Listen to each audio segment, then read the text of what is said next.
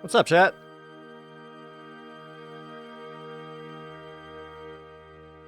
How goes it?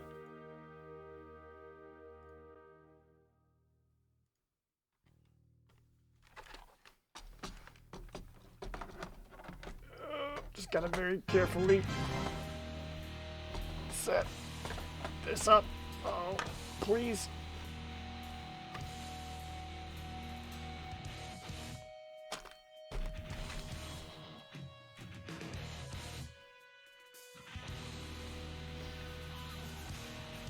Trying a slightly alternate way of doing the old box openings.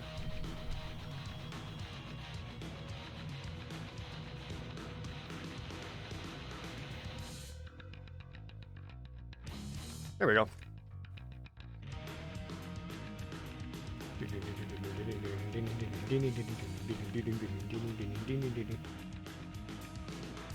All right. Robius Lyrian. Try to get this close with that Twitch Prime resub. Thank you so much. Dr. Squidopoulos with the tier 3. Wanderer.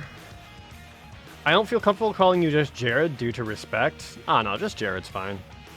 You don't need to call me Mr. Knabenbauer or Mr. Jared. I don't like either one of those. Just Jared. Shemmer's Remnant also resubbing.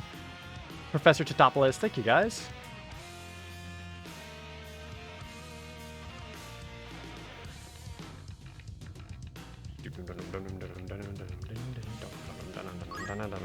Little Light Tiger also resubbing. Am I gonna hunt Fatalis in Monster Hunter World? I hear it's like a super hard fight, which is awesome. Which is great because I feel like there hasn't been like a hard Monster Hunter fight in a long time. Am I gonna fight it? I would like to. Don't know if I will. Haven't really touched Monster Hunter in a long time, mostly because I don't know. Monster Hunter started stressing me out.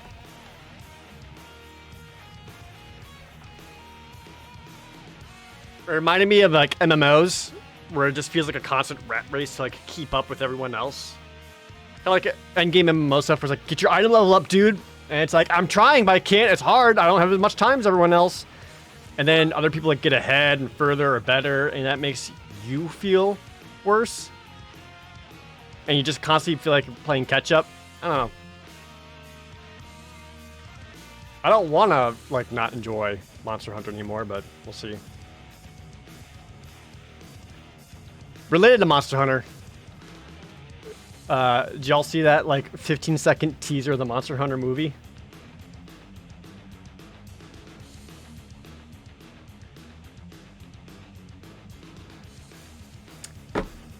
I can't wait.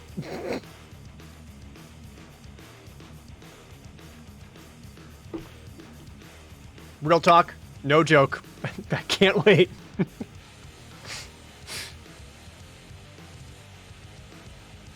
Bad? Oh, yeah. I mean, the first thing they show is Diablos coming out of the sand, which looked awesome.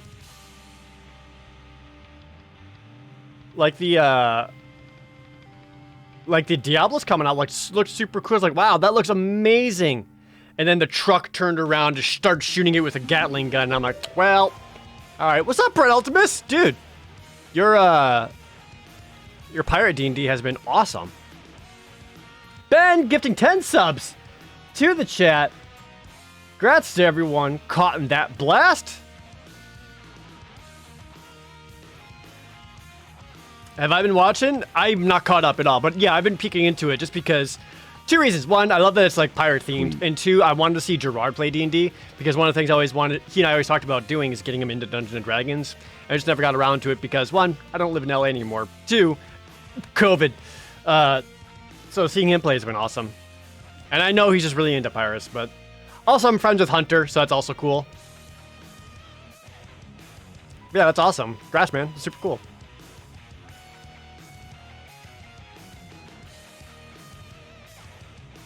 On a scale of 10 to Last Airbender, it'll be a... It won't be Dragon Ball Evolution bad, which was really bad. Also saw that in theaters. I don't know. I haven't seen it, so I don't know. Where is Gerard playing D&D? On Brett Ultimus' Twitch channel. They've been doing it once a week. They're all pirates, which is cool. So Resident Evil, but with Monster Hunter? Literally that, because it's made by the guy who did the Monster Hunter, or the Resident Evil movies, and still stars his wife, who is also the star of the Resident Evil movies. Oh boy, alright. I can't wait! Go Telk, thanks for that Twitch Prime resub.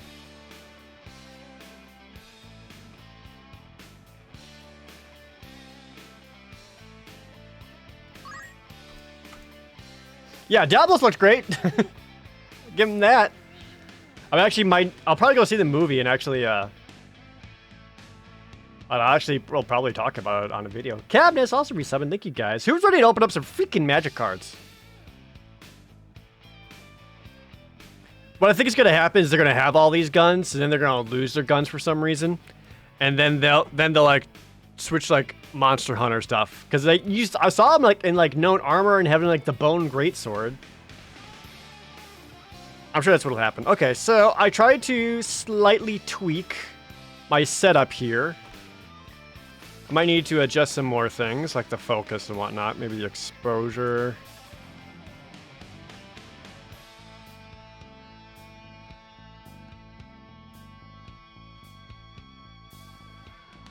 Just trying to make this look good.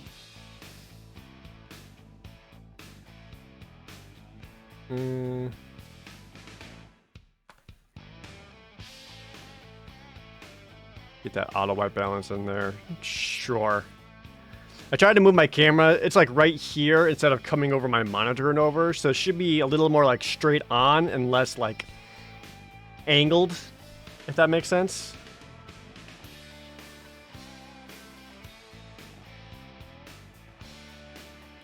Try bumping the gain up a little bit.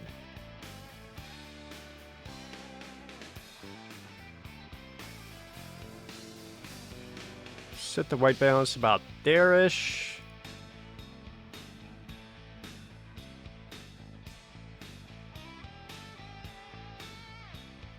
Alright.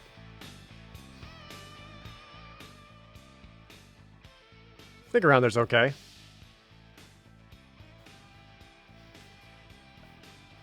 You know what? We'll record this for YouTube as well. That way, if people want to watch the Magic Box opening later, they can.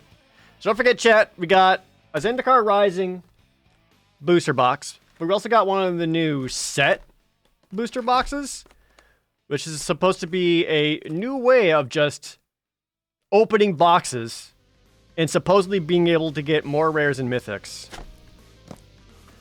We'll see about that, won't we?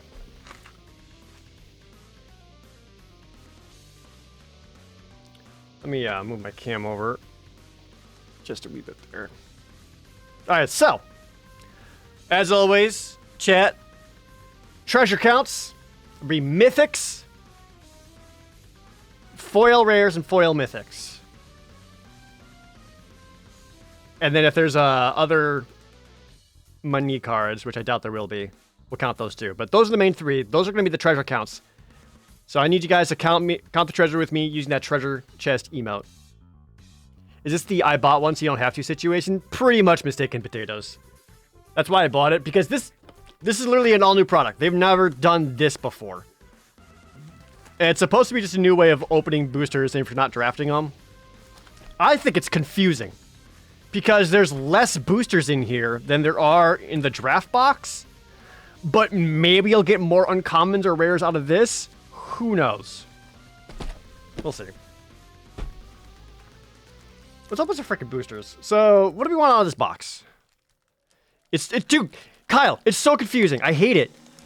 It's like, why can't you just keep things normal? Like, I think I almost prefer opening just the draft boosters, because then I know, like, I can count the number of commons to see how many, like, if there's going to be a foil in there or not. Like, I know where to find the mythics. I know what to expect, but the other one's just... It's so confusing. I really don't like it. Plus, with all like the secret lair stuff, they're just doing more and more to just pull as much money out of Magic as they can, and it's really irritating. And I know it's just Hasbro, but whatever. Anyway, let's open this bad boy up. Oh, that's right, I got my box toppers. This is gonna be exciting because I might get one of the fancy lands out of this. Ooh, we'll save these for the end. This will be the final thing. After the set booster, we'll open this up because this could be like big money. Sorry, is this all Nihiri up in here? What are they, sorted by picture now? All Jace? All Jace. I guess so. Alright. Let's go. Nihiri number 1. Y'all ready?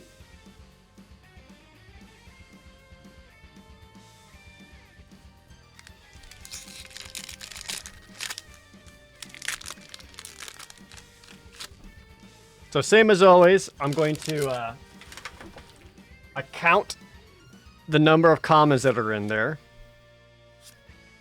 We got a full art planes. I'm going to count the number of commons there are, because that's going to determine if we have a mythic or a foil card in there. So people are asking about how the double face cards would work in paper. You do this, and then you just write it down, and this is what you put into your deck, and you keep the actual flippy card off to the side. So when you draw it, you still have like this normal card back, and you can see, oh, it's the cleric and the tap planes or whatever. I won't need these, so I'm just gonna toss them. Since I haven't opened any of these up yet, I do need to start collecting. I love this negate art. This is my new favorite negate art. I think that looks great. Get the Mesa links. I'll try to keep my piles visible. 1, 2, 3, 4, 5, 6, 7, 8, 9, and 10. So we do not have any foils, and that's expected. MCB Okubump, which one's my favorite planeswalker? I don't know. I don't really feel like I have like a favorite planeswalker yet. Not one that like I personally connect to. I used to have a Tezzeret deck because I do like artifacts, so no, I take that back. Either Sarah or Urza. Alright, first in common is Clerical Lifespond, which I have yet to get a really good cleric deck drafted. But these are like, the cleric draft deck might actually be the best in Zendikar Rising draft. Scion of the Swarm. The Black Bloom Rogue, which is one of those rare lands. That is cool.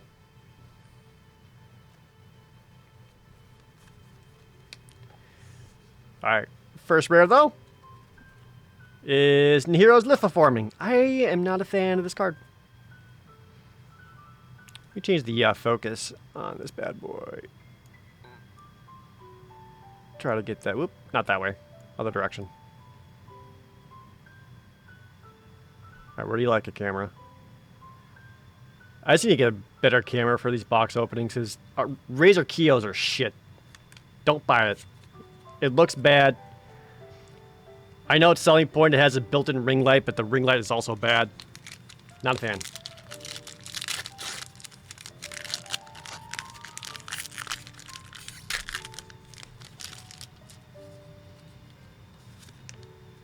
Token, card, land card, full art mountain. Got 1, 2, 3, 4, 5, 6, 7, 8, 9. No foil. For uncommons, we got Rockslide Sorcerer, who's really good. I'm up on this guy quite a bit. The Wizards deck, Red-Blue Wizards deck in Zendikar is super fun. Journey to Oblivion. Colony Ambush, which is also the land, also a fight card. One of the better ones. I prioritize that one quite a bit. Is this bright enough, or do we need more light up in here? Next rare card. Oh, Lotus Cobra! Sick! This is... What's the value on Lotus Cobra right now? This actually might be a treasure card. Because this is definitely getting played quite a bit. It's going to be super popular by a lot of people. It's got to be at least $5, right? If it, you know what, it's a rare. That's at least $5. Count that as a treasure.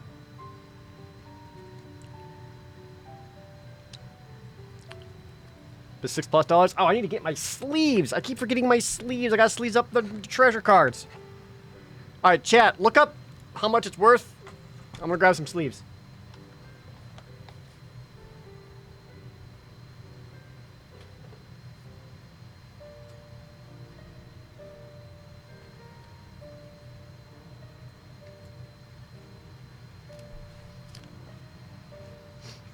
About $6, $9 off Card Kingdom. Okay, so it's like just over 5, which is about where I wanted it to be. Yeah, that's good. And this will end up finding up in some deck. What's the over/under on Omnath being banned, by the way? What do you think?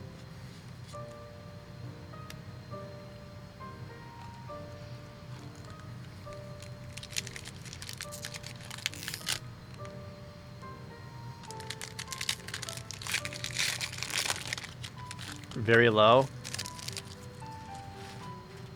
It'll be banned like 3 weeks before rotation, right? Just like Uro. Good timing, Wizards. Glad we can trust you to do things.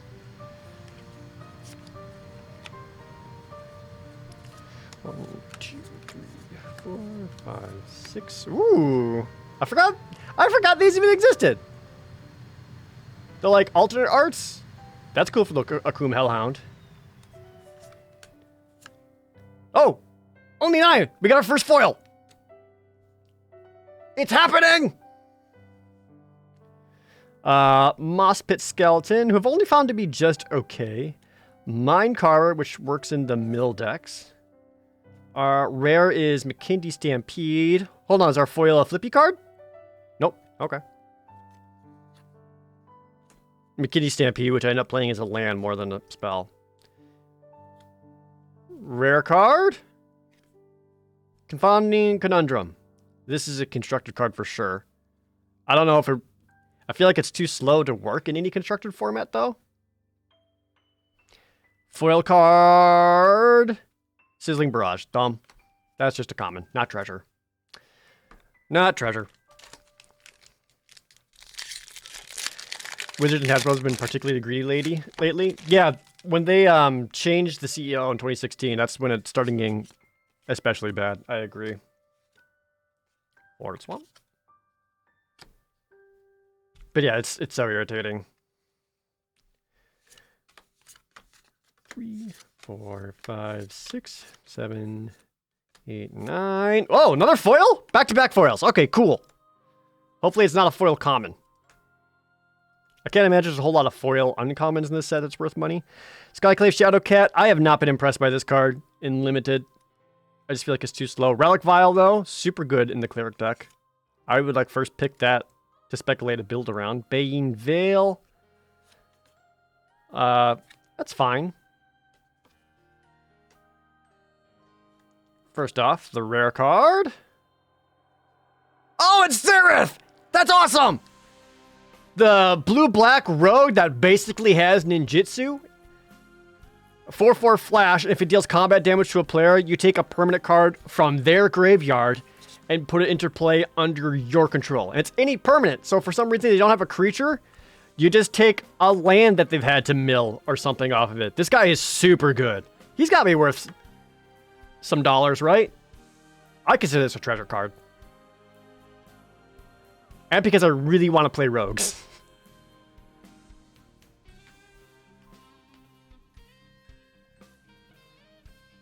Someone check the value on that. $250, that's it. Never mind. I like them.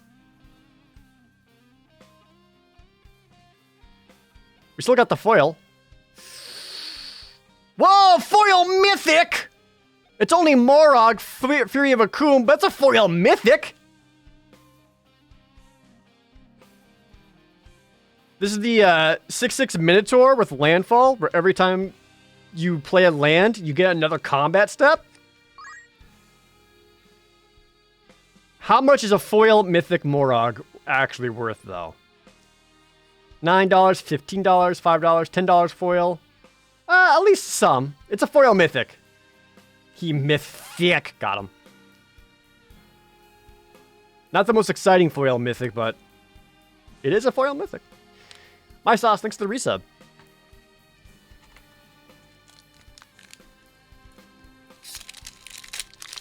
Need to get my freaking merch in order so I can sell that I Open Mythic shirt I've been wanting to do for like ever.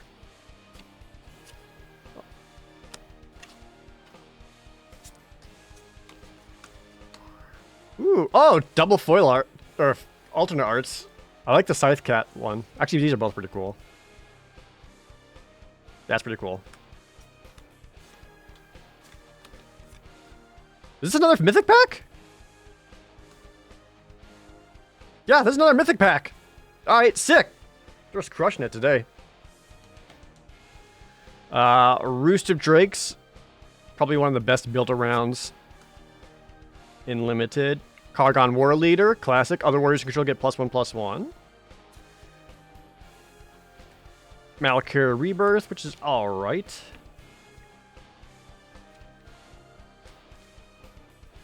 First rare. Ooh, alternate art Skyclave Shade. That's actually really cool art. Like how purpley it is. This is that 3/1 that can't be blocked, but anytime you... it also has kicker for an extra 3 mana.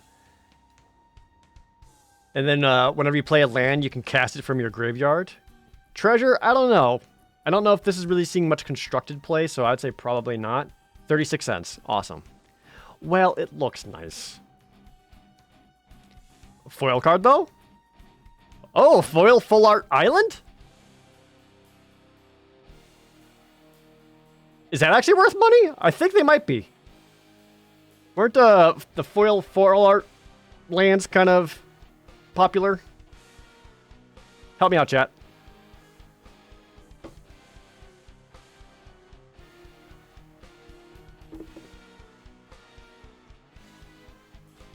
It might be worth like a couple bucks, though. I like that's an island. I don't know if I'll sleeve it, but neat.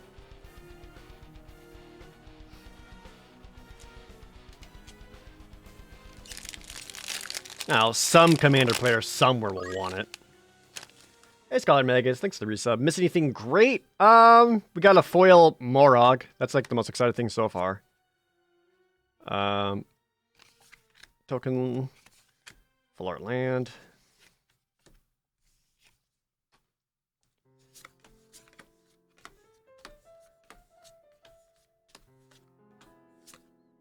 No foil in this year. Got another Relic Vial. The Grotag Night Runner. Spike Field Hazard, which I feel like a lot of people undervalue this card. I actually like taking this one quite a bit. I also love that's 1 damage to any target. I've finished off opponents with this before. And it's very funny. So I feel like people forget that you can actually go to the face with it. You're at 1. Rare card. Linvala. Shield of the Seagate. She's alright. I actually quite a bit like Blue-White Party in Limited. And she's just kind of okay for it. I did have it before where I had the full party and her combat step trigger actually got to go off. And making an opponent's creature not be able to attack or block until your next turn is pretty strong, it turns out.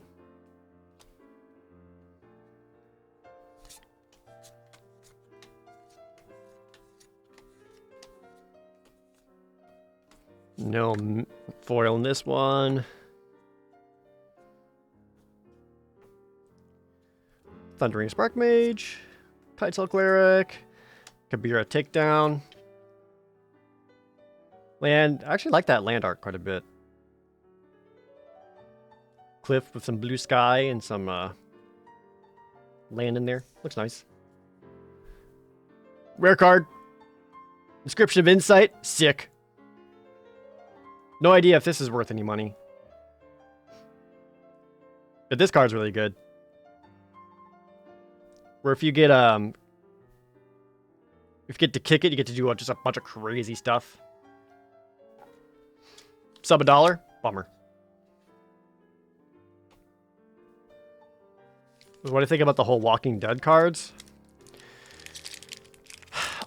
I mean, if they were just like alternate art of previous cards, like the Godzilla ones, that's fine. Who cares? That's kind of fun, whatever. But the fact that they are literally brand new cards and the only way to get them is through secret layers, that sucks. It feels like Wizards are trying an attempt where like, what if we sell singles and we get that money? And it's just not going to work out for them. It's kind of like when game companies were trying to figure out how to make some of the money that GameStop was doing off the used sales market. It's like, that's not your business. Your business is just making it. Oh, the Jace Mirage token copy. Neat.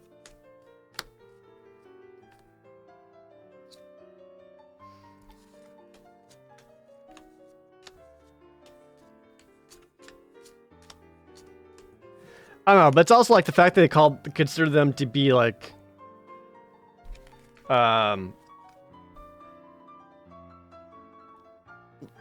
legal in whatever formats is also like, holy shit. Thwart the Grave, I love that. Fireblade Charger, their Baking Veil. Rare card. Relic Robber.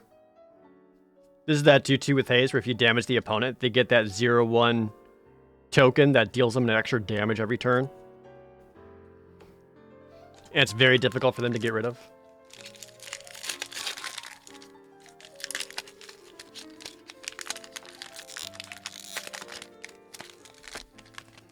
They should have at least been silver bordered or some shit. I mean, there's a lot of things they should have done. Oh, Drake token.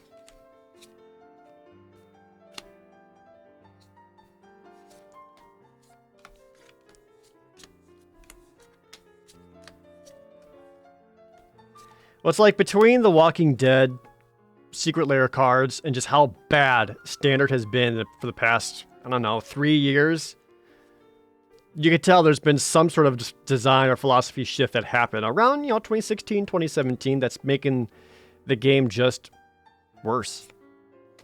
Oh, Yumara Mystic. Zoth Consumption. Rare card. Kargon Intimidator. I have yet to be able to play this in draft. But he's super good. The 3/1 warrior for 2. That can change creatures into cowards.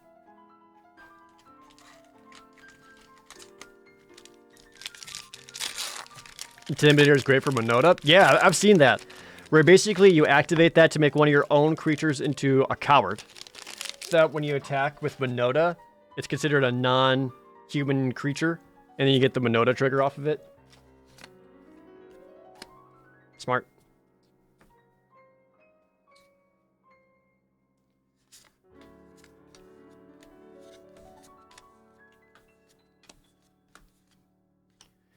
Not that it matters right now, because unless you're playing Omnath, you ain't winning.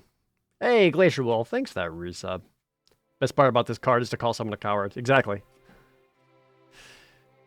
Goma Fan of Vanguard. Relic Axe. Saloon Division.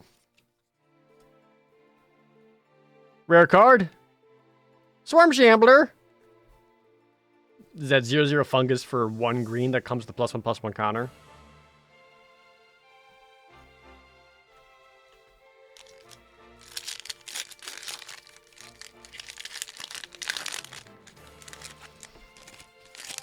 Sambler a staple in mono green? I figured it'd be too slow. Uh-oh. Slight spoiler on our rare for the pack. I'll put it off the side in case you guys didn't see it.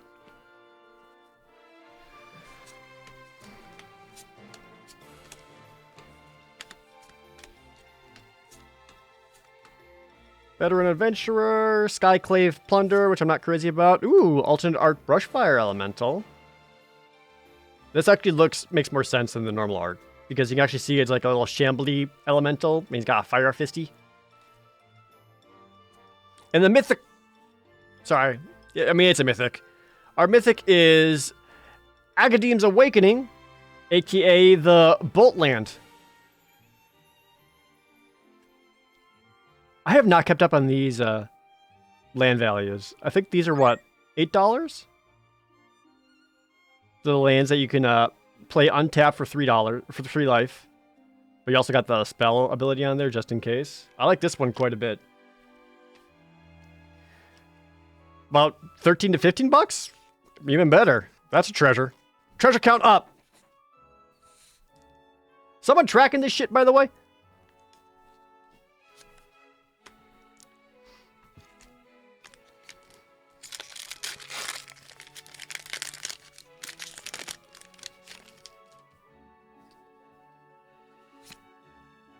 Illusion token.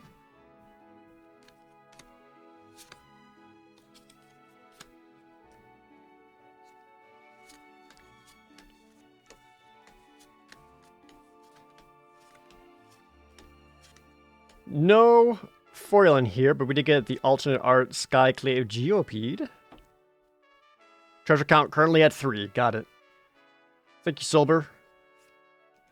Tended Healer. Another Kabira takedown.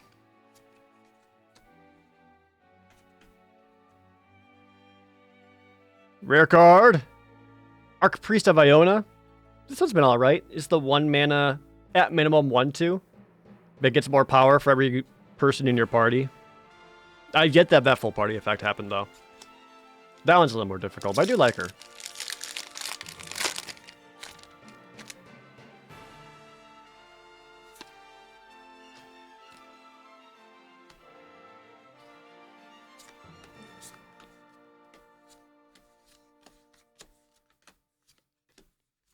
Oh, foil pack. Sick.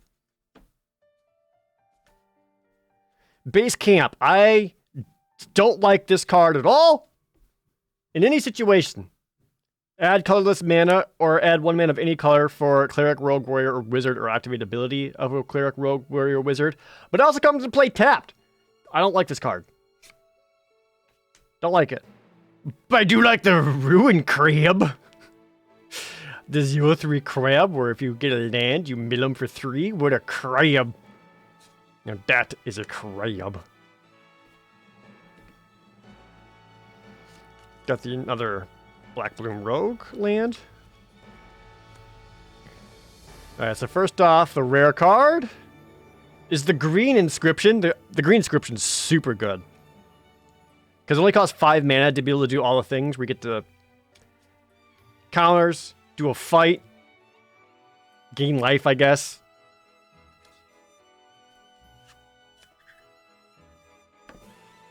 But we also got that foil, which is a Sea-Force Locker. That's just a common. Not excited about that. Not an exciting.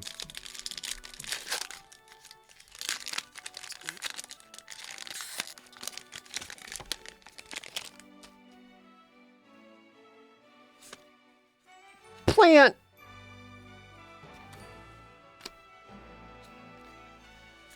One, 2, 3, 4, 5, 6, 7, 8, 9. Oh, another foil! I'm getting real. I feel like we're getting a lot of foils. Cinderclasm? Myria Captain. The Akum Warrior. Rare card?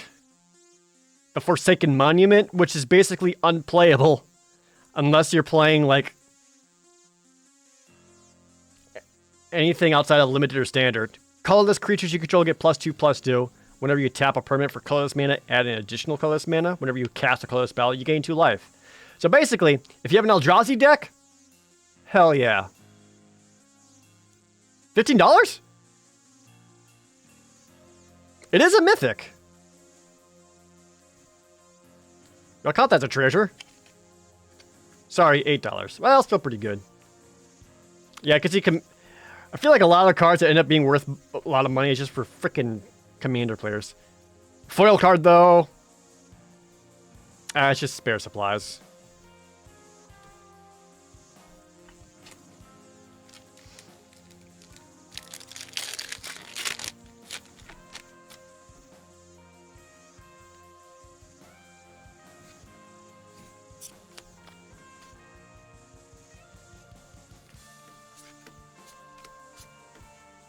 Another Scythe Cat alternate art.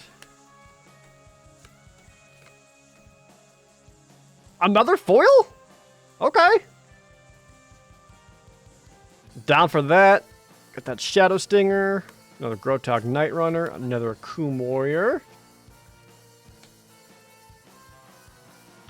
Rare card is a regular Morog Fury of Akoum. Another mythic.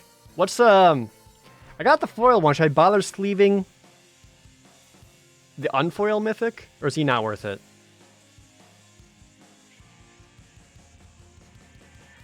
$5 for a non-foil. 5 to 8. I guess.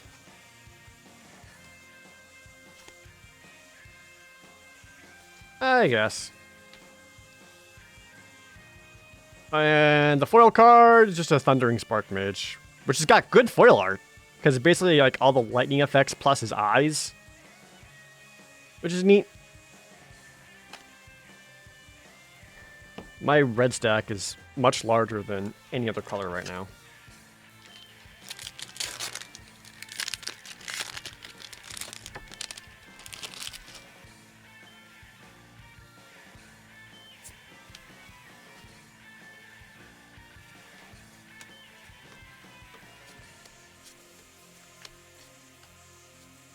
Nope, no foil. Bloodchief's Thirst, Shatterskull Minotaur, Kazul's Fury, aka the Flingland. The rare is the Archon of the Myria, which certainly works better in certain constructed formats.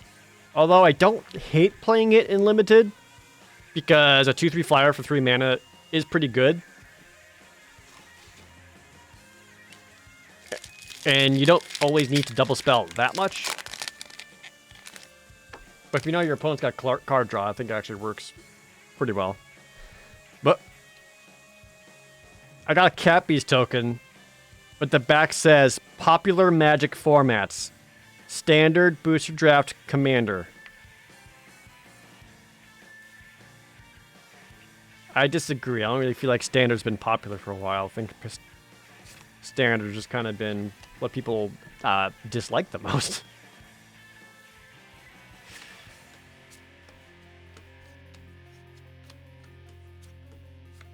Nine, no foil.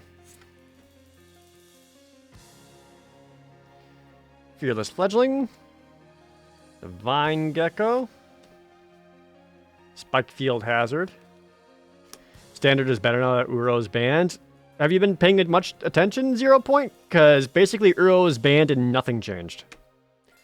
Is there a difference between standard and constructed? Standard is a type of constructed. Any format in which you build a deck out of cards you have is called constructed. So like standard is constructed, modern is constructed, commander is constructed, pioneer is constructed, etc. Limited is where you like open booster packs and make a deck out of that. Rare card. Crawling Barrens. I like this land.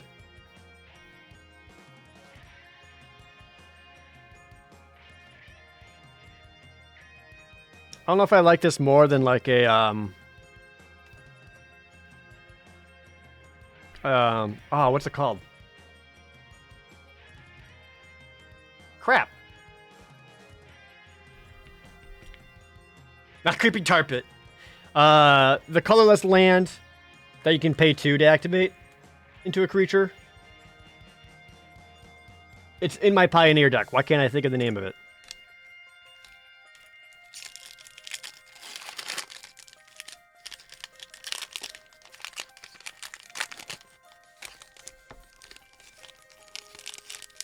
Well, that's gonna bother me.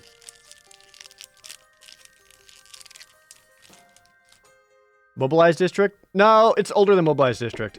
Mutavault, thank you. That's it. Mutavault. Warrior token.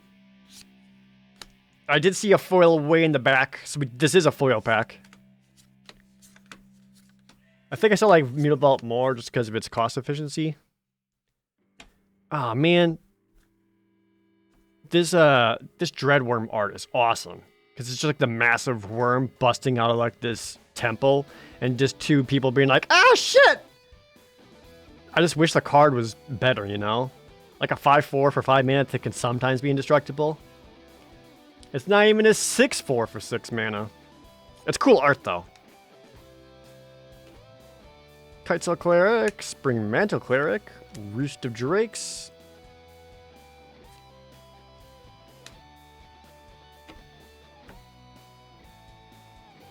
All right. Our rare is... Oh, the Kazandu Mammoth. This guy is super good. It's 1 green for a 3/3, but it also has landfall. Where anytime you get a land, he gets +2/+2 on the turn. So like on turn 4, you get a 5/5 attacker. But just in case, he's also a green source. Super good. Like him a lot. Not really a treasure, I don't think, but good.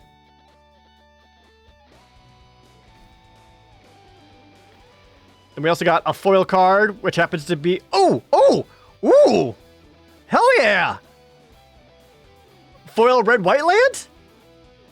Yeah! Ooh, that looks good. Hell yeah. That's gets a sleeve, right?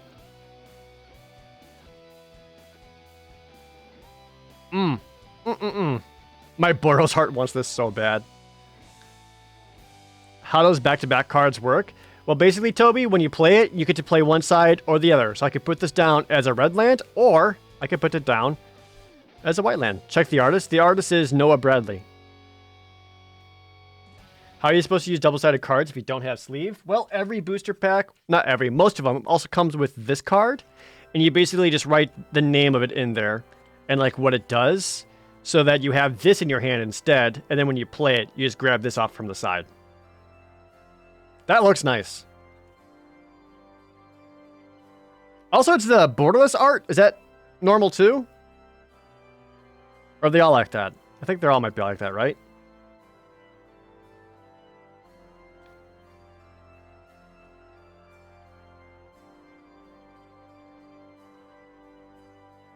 That's extra? Is it?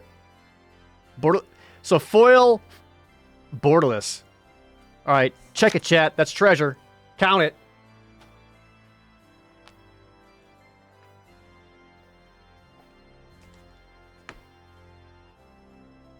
I'll pull it back up in case y'all want to see.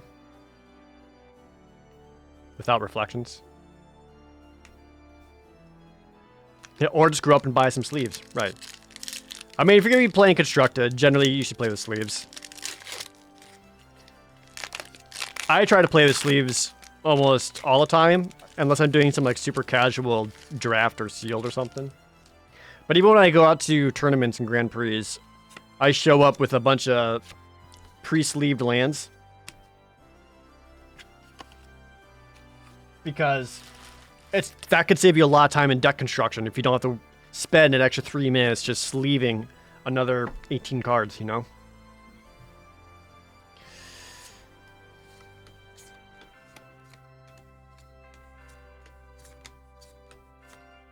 No foil. Got the Cleansing Wildfire. A Relic Amulet. Thundering Rebuke. Oh, here's the alternate art Canyon Jerboa. That little mouse guy? This is a cute little mouse.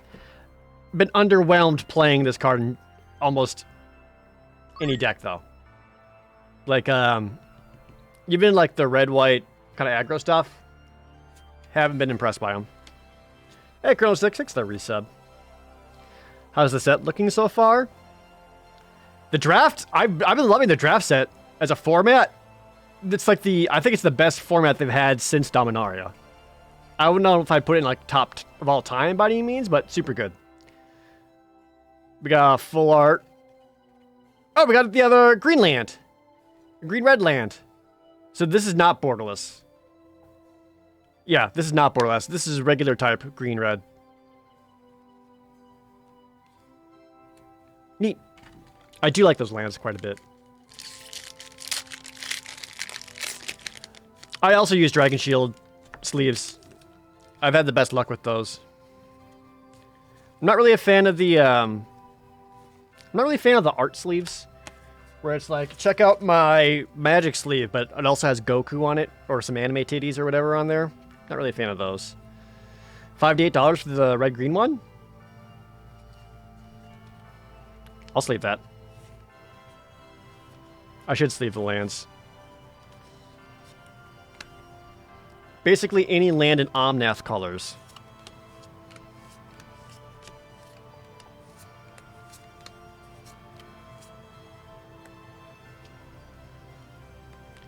No foil. We got Springmantle Cleric, the Merfolk Wind Robber, the Ravager Mace.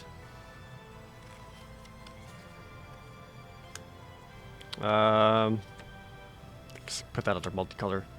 And the rare. Oh, it's the green white. Just try to grab as many lands as we can. So I've gotten one for every color except for blue or black. You know, my favorite ones. So that's cool.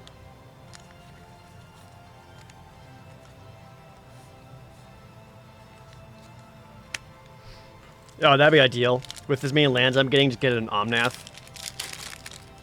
Omnath's worth like $40 or something right now, right? He's up there. Of course he fucking is.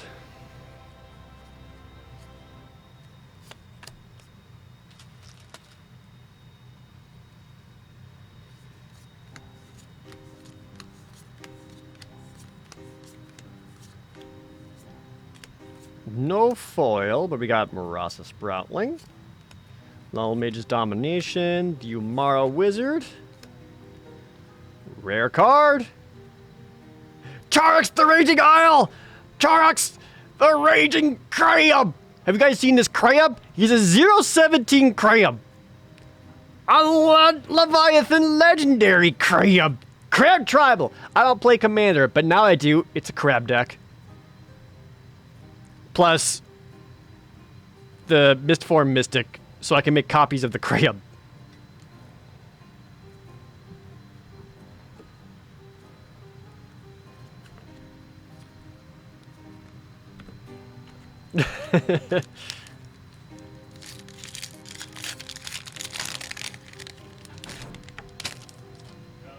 Next pack. What up? I heard all the commotion upstairs. You winning? No, I just opened up Charax the Raging Isle. It's just a big old crab. You get any lightning bolts? No. Oh, I got you a present. You got me a present? What is this? My friend handmade. Hold on. She had a steal for me. I commissioned these dice for you, buddy. What? And my friend handmade these for you. Okay. In Alaska. Guys, my friend West is here. Do I wave? Do you want? You can say hi if you I'm want. scared. No. Where do I look? Oh, it's That over one. here. Yeah. They're made from resin, and she handmade the molds herself and custom made the masters, and the font and style is 100% hers. So like the font and everything is all her. I picked the colors and everything for you. Whoa. From Okay. Alaska. Some Alaskan custom-made dice. This works out because I was doing a box opening, so I got this fancy camera set up to kind of this show it looks off. great down here. From Ritual Cast. Ooh.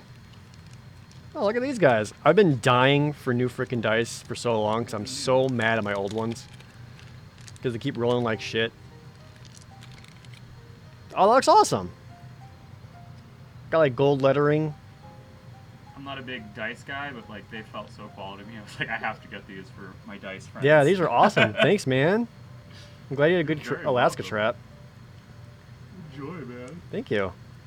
Have a good stream. I'm Just want to pop in on a buggy. Look at all these cards, though. I know. I still have in their box to go. Jesus. No wonder I can never buy these at the Fred Meyer warehouse. What? Isn't that where you get your cards? No. Fred Meyer? No? I don't buy them from Fred Meyer. Oh. Oh, yeah. Hope you get a good roll, man. Yeah. Thanks, dude. Appreciate You're it. very welcome. Yeah. Love you, buddy. Missed Thank you in you. Alaska. Yeah. Thanks for coming back. For now. Guys, this is Wes. He also does all the photography for me. So anytime you see a thumbnail with like an actual good-looking fucking Pro Jared face, it's because of that guy. I want to show you mine. All of mine are garbage. Check these out, too. You got your fancy. Oh, you got camera? dice too? Yeah, look, show them on their fancy camera. Oh, these are the one. You got moss in. Whoa! She went and picked the moss herself in heck. Alaska. Oh, I dropped one Oh, that's already. really It's gone forever. Trash. Look at. This is the ones that Holly got. There's like actual literal moss inside of it. And that's 24 karat gold from Alaska, too. 24 karat gold. Damn. I knew he was rich. Dude, you know, for you guys.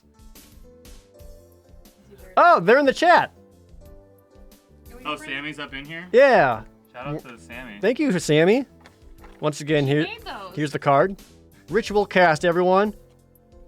Handcrafted dice. Etsy.com/ritualcast. Everything ritual cast. is on Oh, there. it's a little blown out because of my camera. You're right. Or ritualcastdice@gmail.com or Instagram @ritualcast. Wow. Thanks for Boom. the plug. These are so pretty.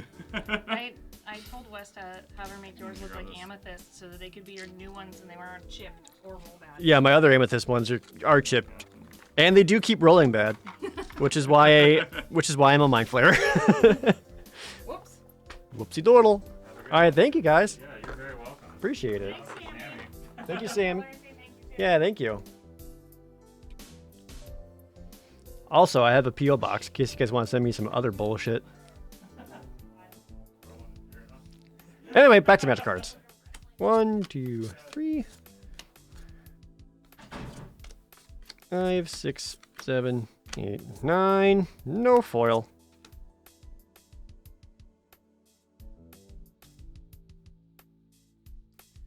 Roiling Regrowth. Sure-footed Infiltrator. Oh, I forgot to take these guys out of there.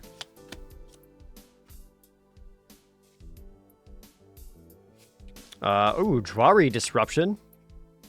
I'm a fan of this one. It's basically reminds me of Censor, but just kind of ends up being a tapped land for when you need it. I like that one. Meteorim, thanks to the Twitch Prime resub. I love your Magic streams. Got me back into the game after many years. Thank you. Hope you're enjoying it. Rare card.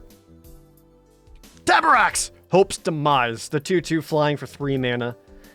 He has lifelink as long as there's 5 or more +1/+1 counters on him. And every time a non-token creature dies, he gets a +1/+1 counter. If it's a cleric, you also get to draw cards and... Very cool card. This is, again, in the limited mindset, this is one of those cards where you don't want to play this on turn 3, I don't think. I think you want to play him a little bit later.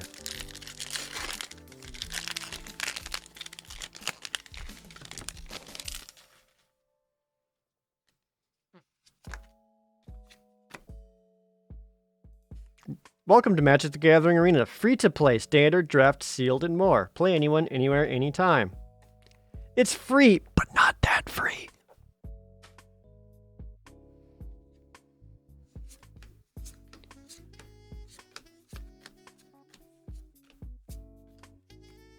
No foil. Got the Core Blade Master, the Skyclave Pickaxe, Tangled Florohedron. This is the 1/1 little mana geek that's also a land. And rare card, Squad Commander.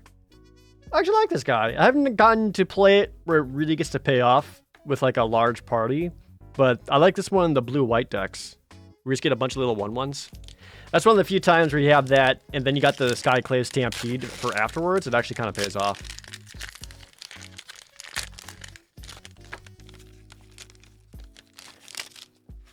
Do they have special sleeves for 2-sided cards? They have clear sleeves. Otherwise, usually what I do is I just will pull the card out of the sleeve, turn it around, and slide it back in. How many more boosters left in the box? About 1/3 of it left. What are my thoughts on Ancestral Recall or Time Walk, and do I own the original cards? No, I don't own those. They're crazy powerful.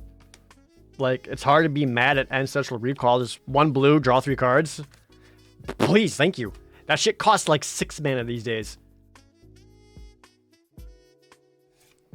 I always love the art on Time Walk.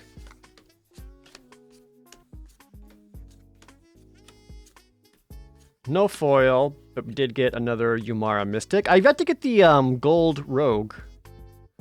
I want that.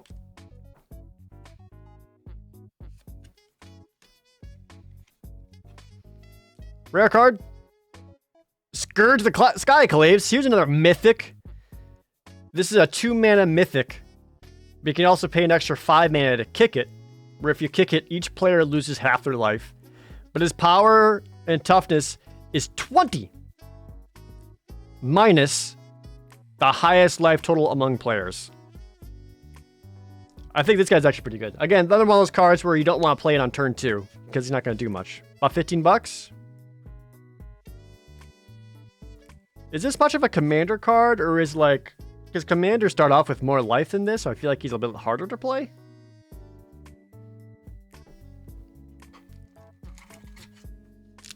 But I like him. I've gotten to play him as an 11-11 before. It's a modern card? Oh, is he showing up in modern? Because I know Death's Shadow is a thing. That's cool.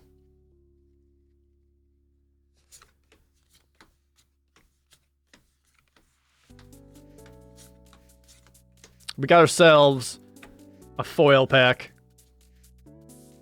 Once saw someone play that on turn 2 in Brawl. Whoopsie doodle. Yeah. Someone didn't really understand how the card worked.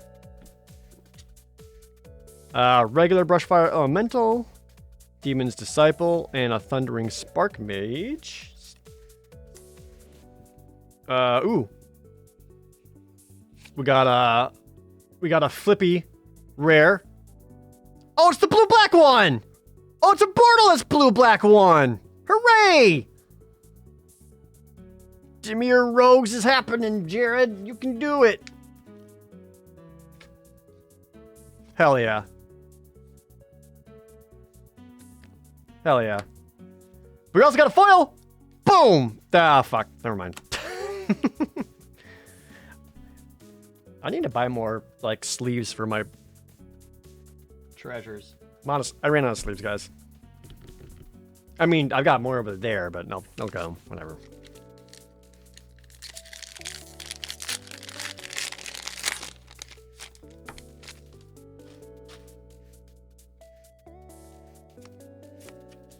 We got a foil and I already saw it. Do you want me to spoil the foil now or build it up for you guys? Since I already saw it. Build it up? Okay. I'll build it up. So we don't need to count these because I already saw the foil. It was a dual face foil. That's the only way I would know. Alright, the uncommons are the Core Blade Master, Taunting Arbor Mage, and Vastwood Fortification.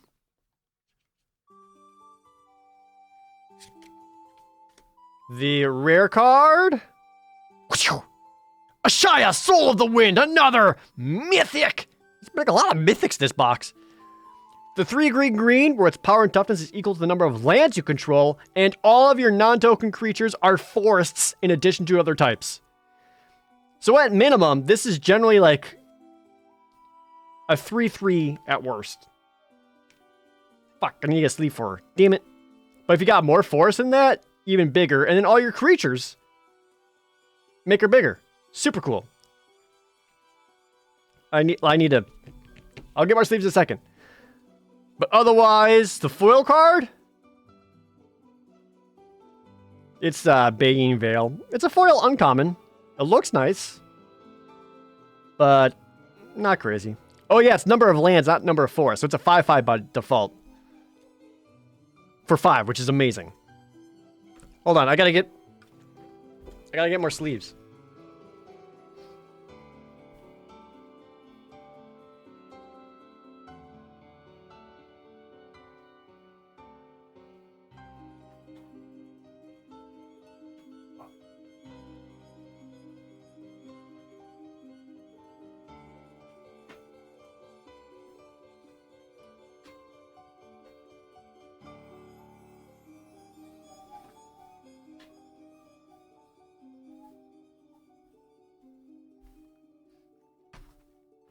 I'm going to use these Dragon Shield Ivory sleeves.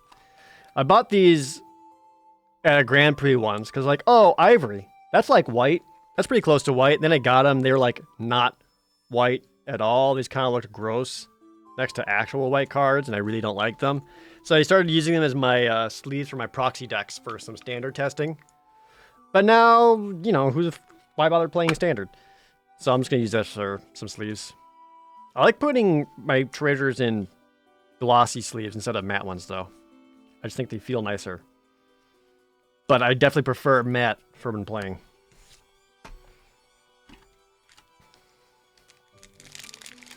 Why play standard when you can just play Omnath? Exactly, like, it's basically the same thing. Do you play Standard? No, I play Omnath.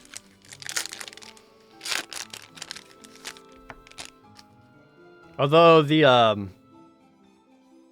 Invitational, or whatever it was last weekend, Dimir Rogues had a good showing. Which makes me happy, because I do want to play Rogues.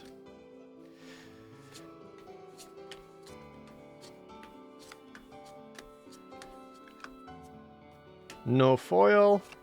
Second Ruin Crab! Wow, we've been through 2/3 of the box, and we just now got our second Crab. Clerics of Life's Bond. Another Akum Warrior.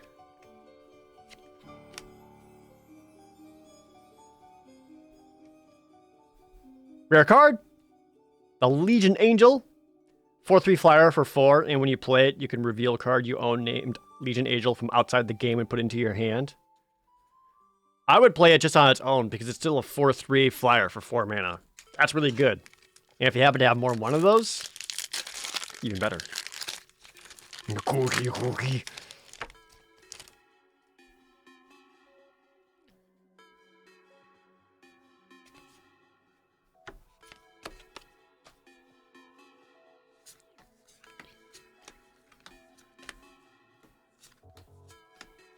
Oh, another foil pack!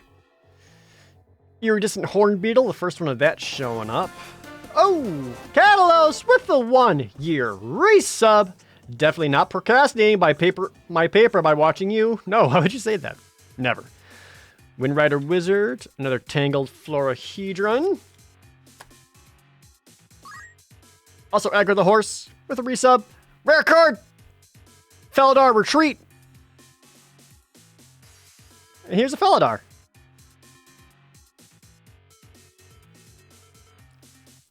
Felidar Retreat site. Big foil, big foil, big foil, big foil! Okay. I mean, it's uncommon. Alternate art for the Canyon Jabora. That's cool. Not a rare, not a mythic, though. Not sleevable. Morning, Ray Ray. Welcome out to the Magic opening stream. Yeah, not treasure. Not treasure.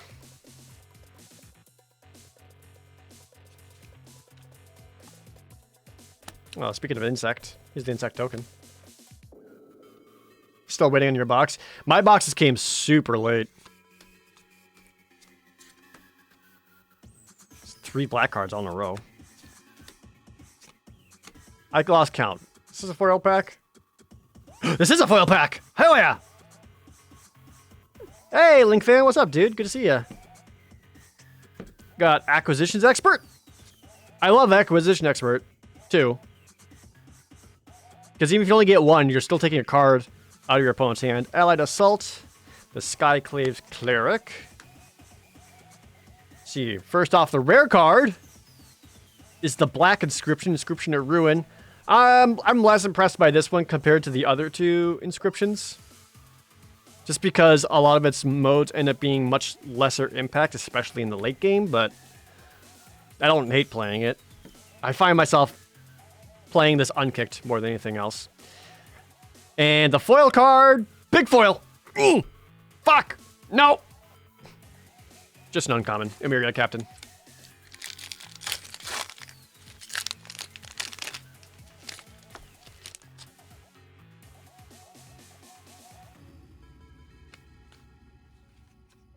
Oh, the 1/1 construct card for when the Myriad construct blows up.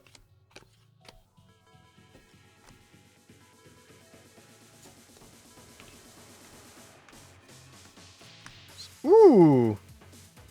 I didn't know this existed. I love this alternate art for Skyclave Squid. That looks so good. Like the cards, whatever, but like that's cool art. I like that a lot. How it has like a bit of the green at the bottom. That looks cool. I love that.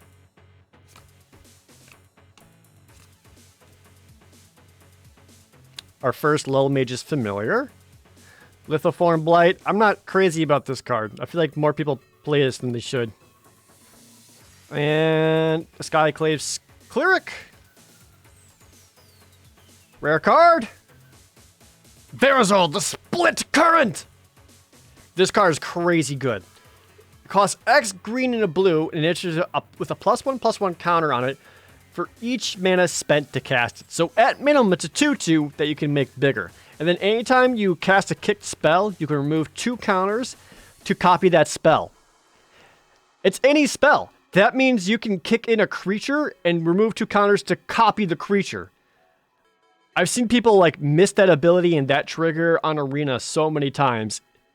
It's super powerful. Like kick in a Cutting Geyser Mage, copy it, bounce 2 creatures back to your opponent's hand. Super powerful. I like Verisol. I don't think it's treasure, but I do like it.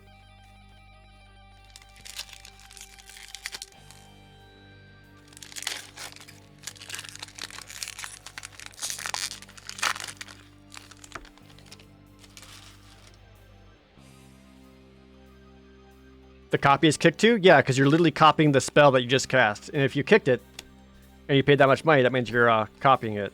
20 cents? Yeah, I didn't think so. It's a cool card, though.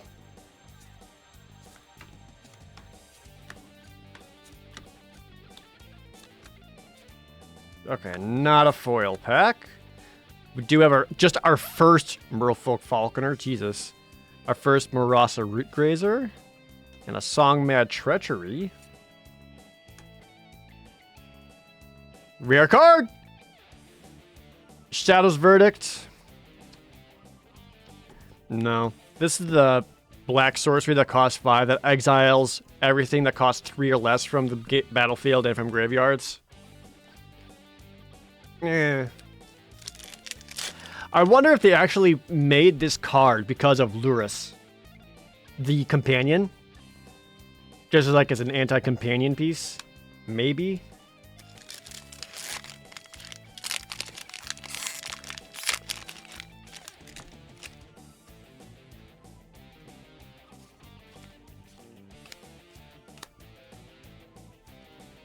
Or Uro, yeah. And now Uro's banned, so who cares?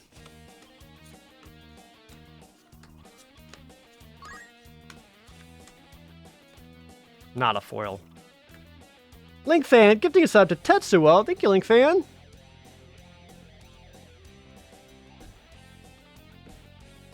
Spoils and Adventure. I love this card. I will happily play Blue-White Party just for this card. And I would happily splash this if I'm already in one of the other colors, just because it's so good.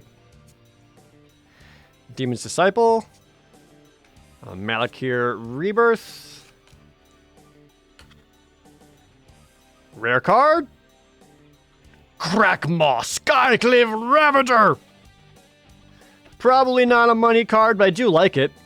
This is a 1 green-black creature that enters the battlefield with 3 +1/+1 creatures. And then whenever another creature controlled with a +1/+1 counter on it dies, he gets a +1/+1 counter. And when he dies, you create an additional XX creature equal to the number of +1/+1 counters on it. So you have to kill it twice, basically. Maybe Uro will stop being 80 bucks. No, Uro is still being played in other formats besides Standard. It's still going to be worth money. Other formats are a little more equipped to deal with it, though, just because they have more options than Standard, but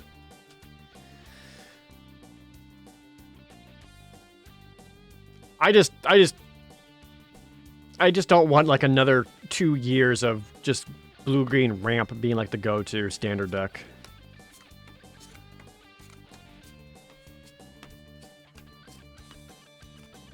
Remember when mid-range was a thing? Skyclave Geopede, Fearless Fledgling, the Vastwood Surge. Oop. We got a Flippy Rare.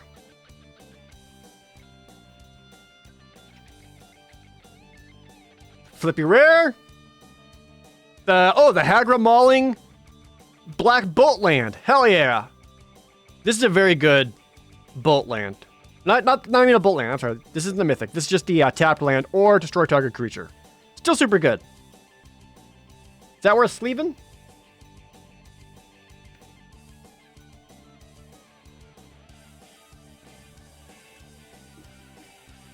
Like $3 to $1? Whatever. I'd play it. Alright, we're down to just 3 boosters left in our first draft box.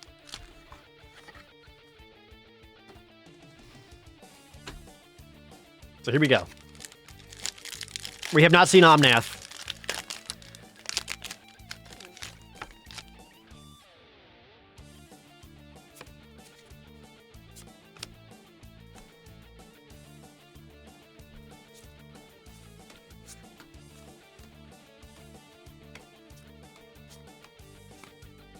Not a foil. We do have the paired tactician, another poopy base camp. I guess I'd put this under black instead of land. Palaka Predation. Rare card. Another Xerath! Hehehe. I know he's not worth money, but I do want to play this deck, and now I got 2 of them.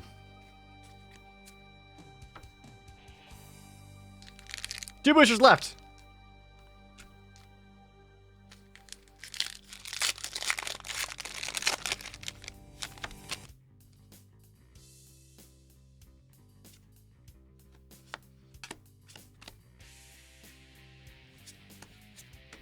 Ooh. Aw, the Ultra Dark Kazandu Nectar part actually makes it look cute. It's just a little buggy with like a gooey butt. That's kind of nice.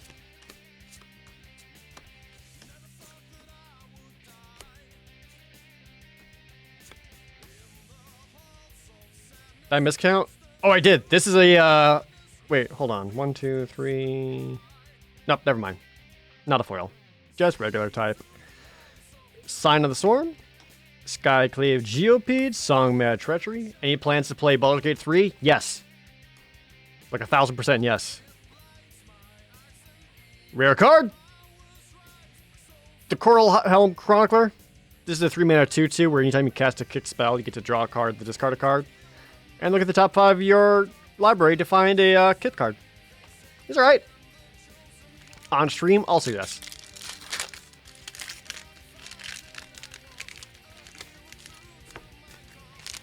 This is the last booster of this box.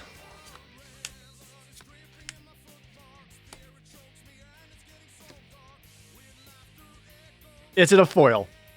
1, 2, 3, 4, 5, 6, 7, 8, 9. It's not a foil. Not a foil. We did get a Relic Golem. Oh, there's a blue-black rogue. 1 in the whole box? Jesus, alright. Valakad Recovery.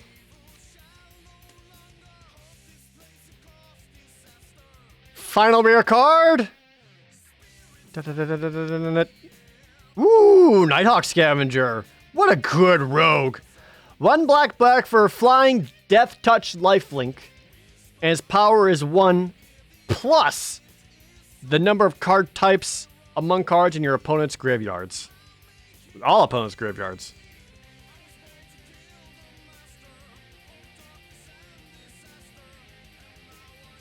He's up to like $9. I'll sleeve that. That's a sleevable rare. Not a Planeswalker in this box. What a bummer.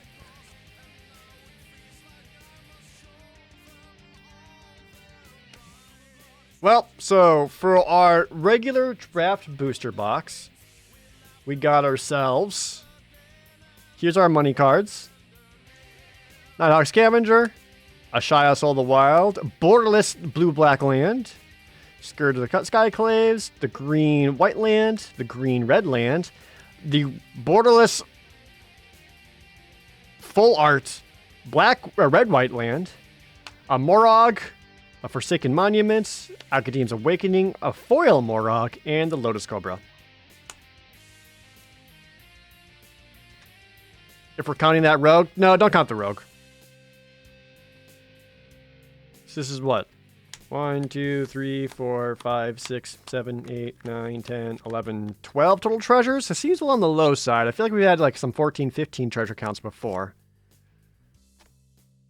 But that's just the normal booster box. What we still have is the set booster box. And this is the new booster box type. Let me read the back to you. What's a set booster?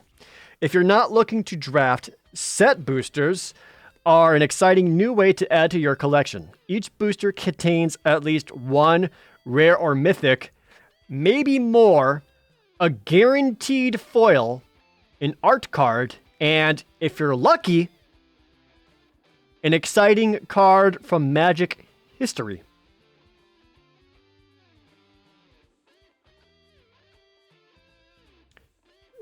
So, much like normal boosters, there'll always be a rare or mythic rare. There will always be a foil. But they also try to make it so that, by my understanding, it's supposed to be like cards that kind of go together. Like if there's a kind of synergy between them, they would go together. So they would do stuff like your 3 uncommons would all be rogues or some shit like that. How expensive is this box? It's a little bit more than a standard booster box. A standard booster box is like $100. Whereas these were like $160? And there's only 30 boosters in there instead of 36. And each booster has 12 cards instead of 15. Or 14, whatever. So, this is, I don't, guaranteed foil up to 4 rares. So, this is me not really knowing what this is. And trying to learn how it's going to work. There is another box topper in here, though. So at the end of this, we'll have our box toppers to open up. Oh.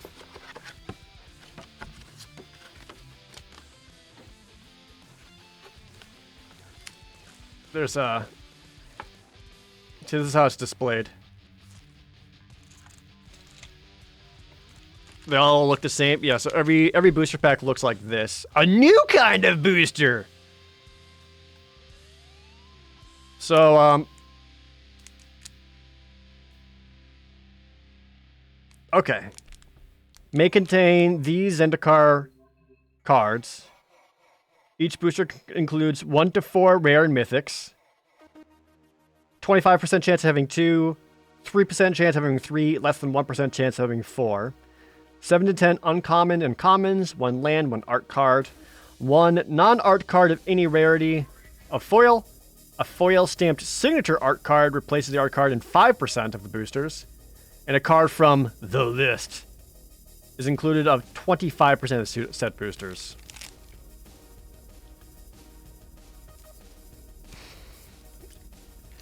This just seems super confusing. Like there's like so many percentages and stuff going on here. All right, let's see how this goes, I guess. So I guess, all right, so wait, on the back we got more tokens. So here's like an art card for Nahiri.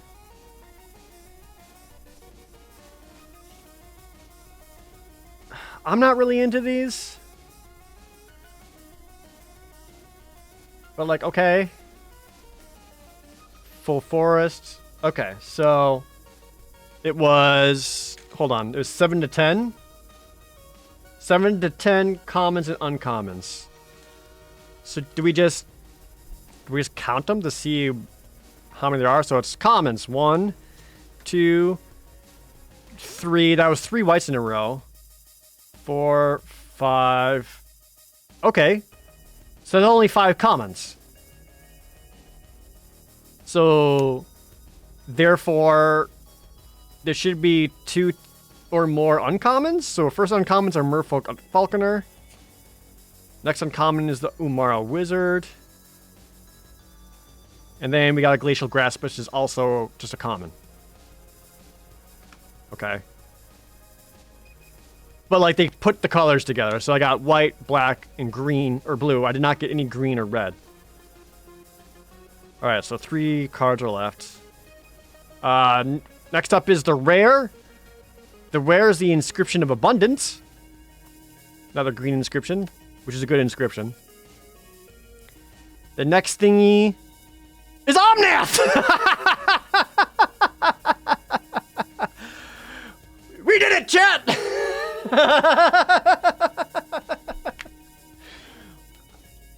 Woo!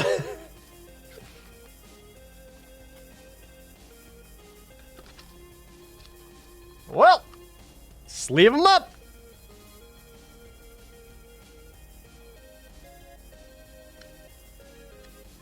But at what price? Here, I'll move these out of the way. This will be this box's treasure count. Separate treasure count for this box. I'm curious how well this treasure is compared to the other box. And then one more card of a foil chilling trap. All right, so the last one's either a foil or something else or whatever. I don't know.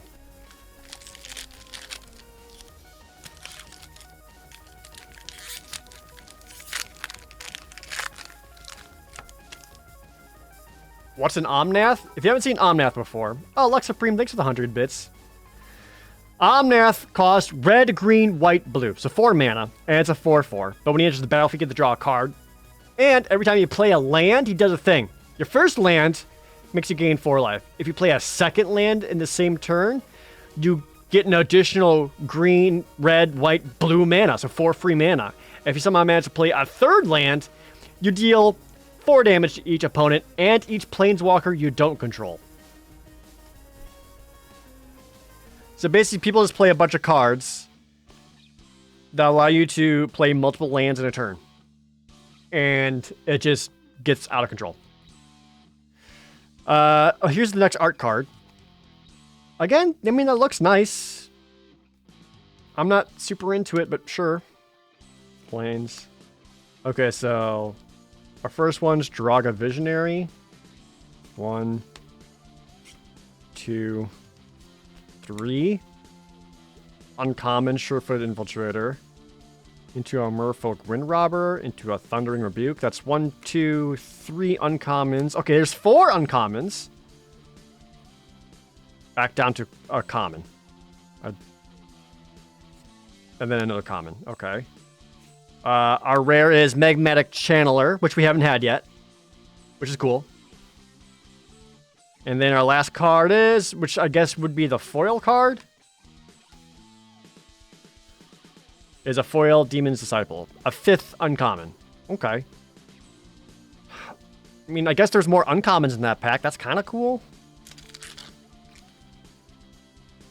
I guess. Which card is the most powerful in tournament legal? In standard right now? Omnath.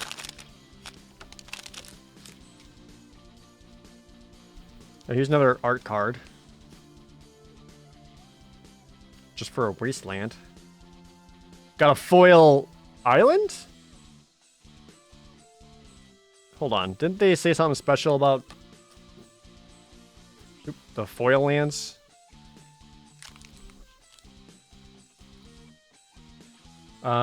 Foil...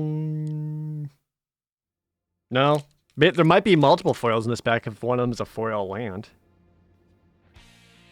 It's another island. 1, 2, 3, 4, 5, 6, 7, 8. So 8 commons and uncommons. Our rare is the Throne of Makindi. And there's 3 cards after it? 2 cards. Alright, so another rare land. Not crazy about it. It's just kind of whatever.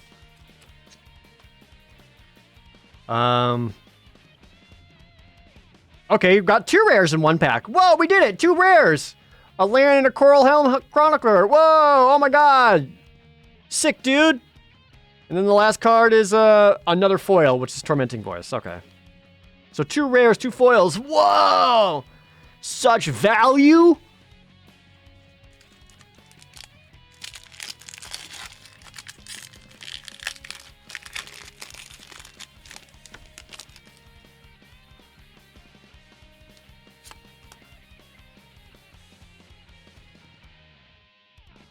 Oh, there's that Nighthawk Scavenger art card. Cool.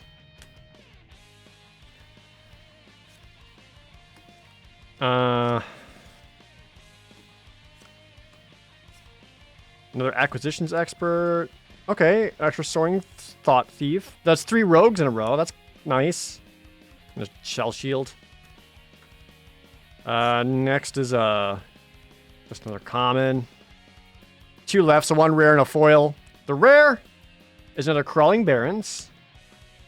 The foil is a kitesail cleric.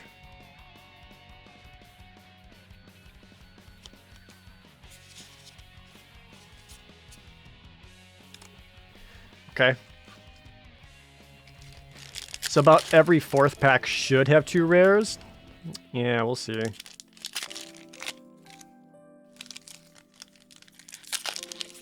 Just 1 treasure so far? Yeah.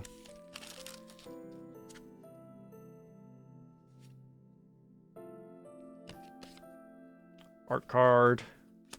Swamp. Okay, so 1...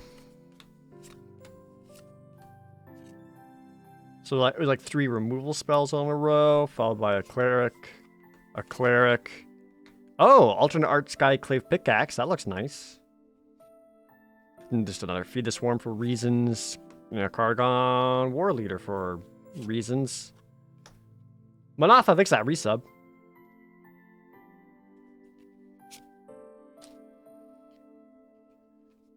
Rare card is Kaza Royal Chaser, who's not great. This is the 1/2 Flying Haze wizard for blue and a red, and you can tap her to make your next instant or sorcery cost less equal to the number of wizards you have. And then the foil card. Okay, it's a foil common. Territorial Scythe Cat. I don't know why I put this over here.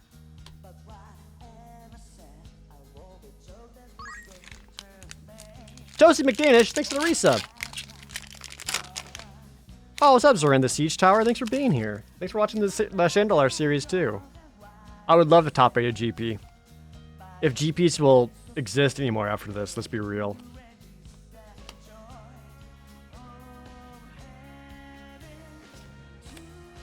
Okay, so anti-glacial grasp, anti-cognition.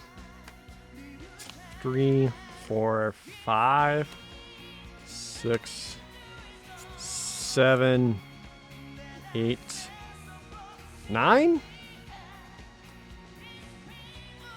Plus a token. Well, we did get another red-green land. That's kind of a treasure, I guess.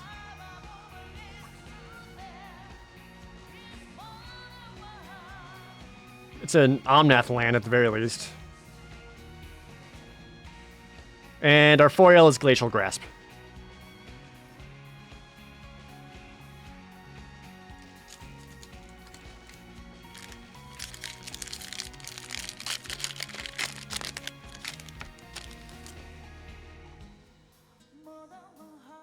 There's a maddening cacophony art. Yeah, I haven't gotten a single list card, but I don't even know if like the list cards even are all that exciting. There's no token in here, so we might actually get a bonus. Got a Kitesail Cleric, Paired Tactician, 1, 2, 3, 4, 5, 6. That was 6 uncommons in a row. Alright. That's kind of cool.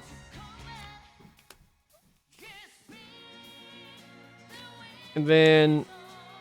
Okay, yeah, we got a bonus card. So our rare is Squad Commander. Alright. We had one of those before. Our foil card, whoops, is just another common Shell Shield. And then our bonus card is Chemist's Insight from Guilds of Ravnica. Dang, that was so long ago. Man, it's just so cool to see some like old cards like this just come back, and you're like, oh man, I remember when I was much younger and I played Chemist's Insight. You know.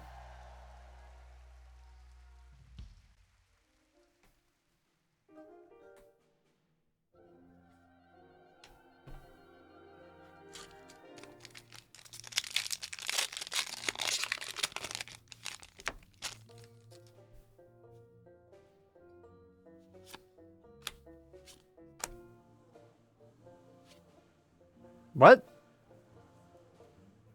Magic minigame strictly better? Some cards are strong in standard, others shine in draft. Which cards looks the tastiest? Take turns being the judge and decide which magic card is the best of the best in each wacky category. The judge chooses a category from the list. The other players secretly submit a card from their pack that they think fits the category. They made apples to apples with magic boosters? It's apples to apples with magic boosters.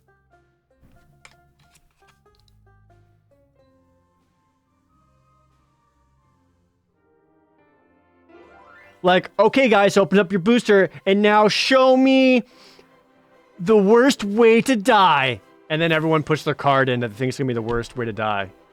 And then they pick last picked in dodgeball, hottest, because of course, loudest, colossal dreadmaw's dinner, coolest trip.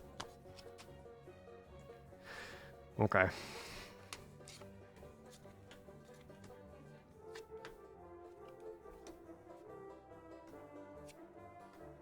So this one only had 2 uncommons. Rare card is another Swarm Shambler. Foil card? Disenchant! Whoa!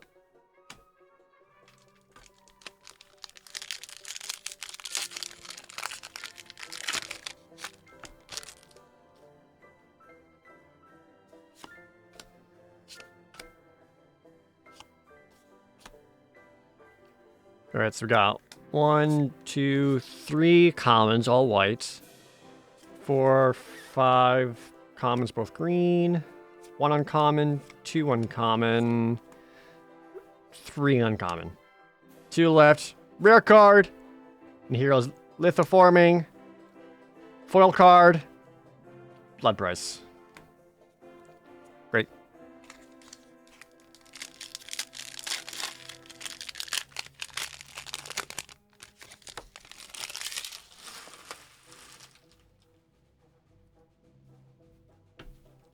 Any money foils yet? No.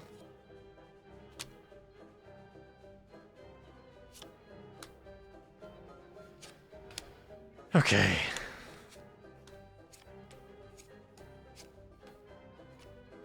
So, alternate art Prowling Felidar. Looks nice.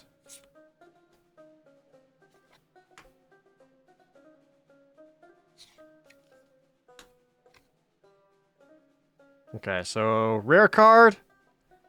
Is another Linvala of the Shield Gate, or Seagate? Shield of Seagate, Jesus. Foil card, spare supplies.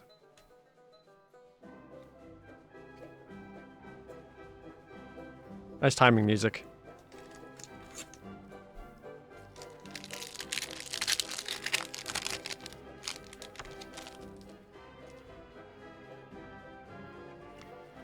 Foil Forest, okay. Double forest or double foil pack because one of our foils is a land.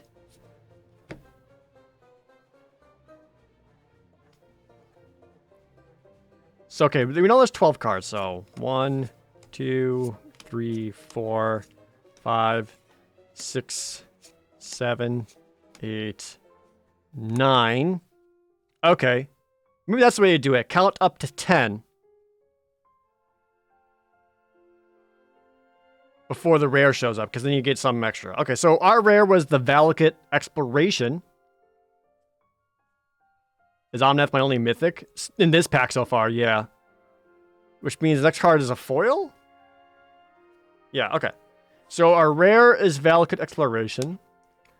Our foil is Sneaking Guide. And then whatever the fuck this is!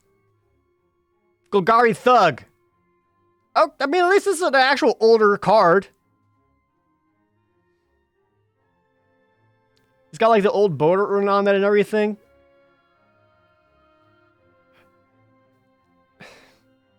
Cool.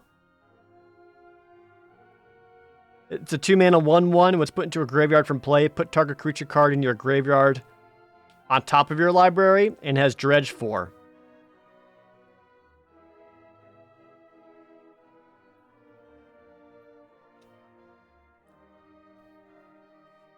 Okay.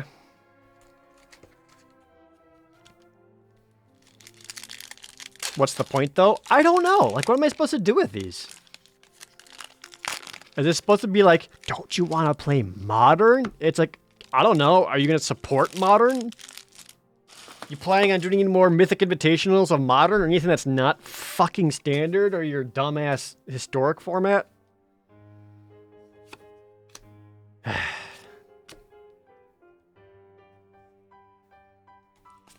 One, two, three, 4, 5, 6, 7, 8, 9. Nope. All right. So rare is our Soul Shatter, which is good.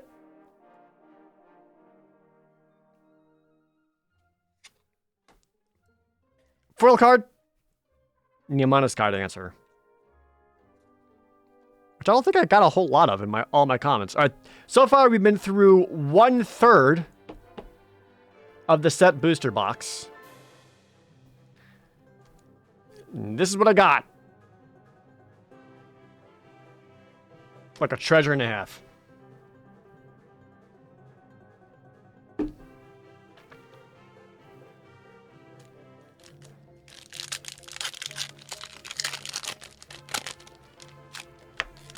There's plenty of cards to go. Maybe one of these will make up for it. Oh, see? Foil swap. Done. Got him.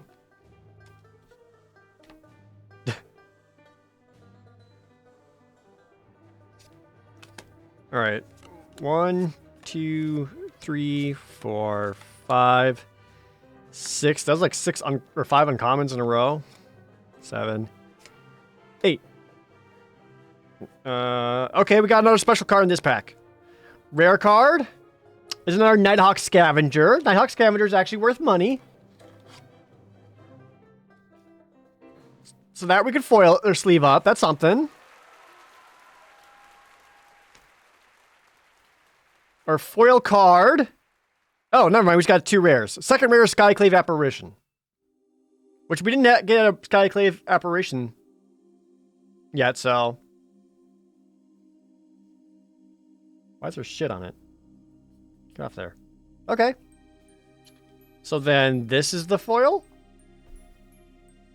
Malakir Blood Priest. Great.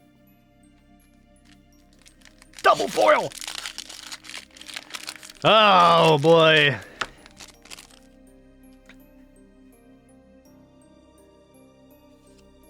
Nope. Not a token.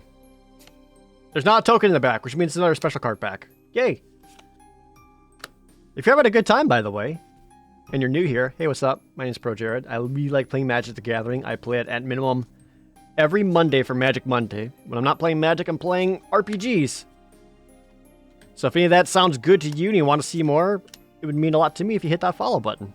It's free for you. It means a lot for me. All right.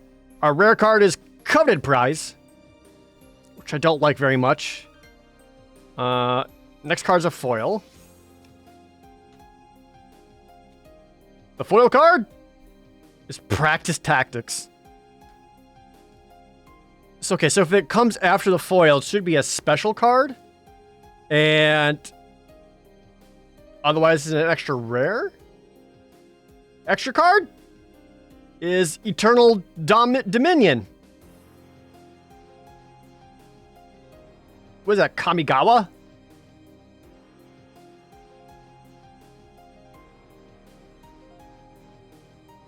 I don't know what this is. 7 blue, blue, blue. Sorcery. Search target opponent's library for an artifact, creature, enchantment, or land card. Put that card into play under your control, then shuffle. Epic! For the rest of the game, you can't play spells? At the beginning of each of your upkeeps, copy this spell for its epic ability. Oh, shit. Okay.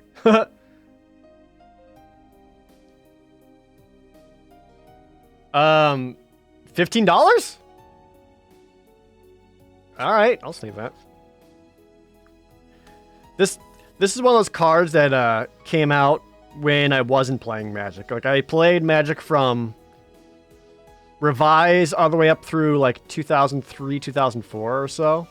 And then I didn't play from 2004 to Core Set 2015. So this is one of those unknown cards for me. So the way they let you know this is like a reprint of it is that, you know, they got the Kamigawa symbol and all that, but they add this little Planeswalker card down the lower left, just to let you know you got this from a set booster. Yeah, for the rest of the game, you just take a card out of your opponent's deck and put it in. Which is kind of funny. Okay, so...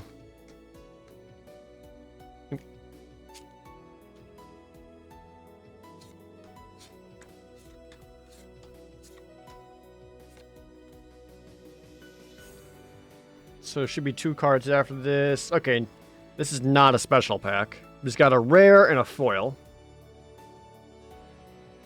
Oh, the rare is the... Oh, another blue-black land! Hooray! I actually needed those. Rogue's deck is coming, baby!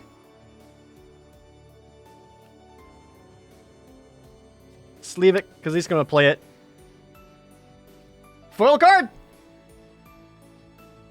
Maddening Cacophony. It's a foil rare! What is this one, like $1?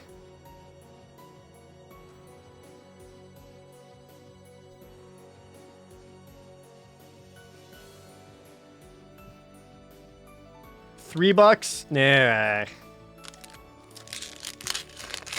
It'd be kind of funny in Commander just because, like, making a mill 50 is a lot. I would just do that just to be like, you count it.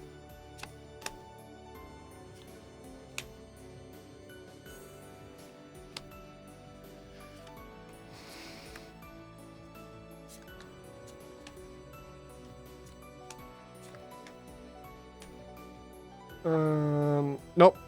Not a special pack. It did get another Spoils of Adventure. So our first up, the rare, which is the Nimble Trap Finder, which is an okay rogue. But not even that great for any format. And our foil is Marasa Brute, just a 3/3 for 3. This box needs a foil Cherex. Honestly, like getting a foil legendary crab would make me happy. I don't think it's going to happen because it would make me happy. And Wizards can't have that. Oh, we got one of them stamp tip thingies. So this is one of those art cards with like their signature gold stamped onto it by Wayne Reynolds. Looks more like runes. No, that's cool, I guess. Again, it's just like I'm not really someone who really cares about the art cards like that, but sure, man.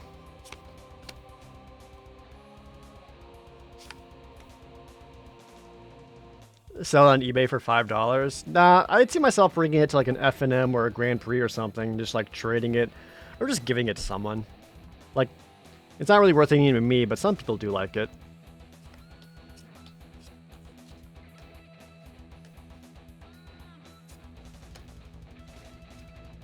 Oh, we got a double rare. Right? Is this a foil? Hold on, let me quick peek. Yep, okay.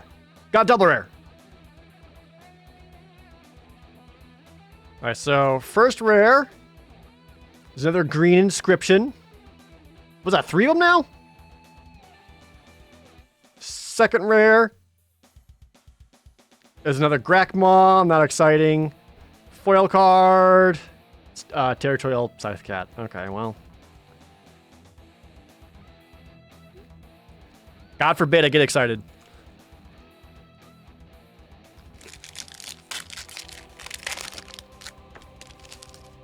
Oh, I got the Omnath art card. Does anyone care about an Omnath art card? Listen, Chris Ron, you have drawn an abomination. Foil Mountain. Oop, gotta get that cat beast back out of there. There's a foil in the back. So Hold on. 1, 2, 3, 4, 5, 6, 7, 8, 9, 10, 11? I don't understand these packs. Whatever. 1, 2, 3, 4, 5, 6, 7, 8. That's 9. So we got a rare and a foil. Rare card is another Verazol, and our foil is a double face card. A foil, Undo Inversion. This is that white land that can destroy all non-land permanents as a sorcery, or come into play tapped as a land.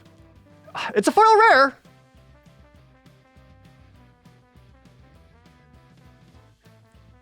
I can't imagine it's worth a whole lot.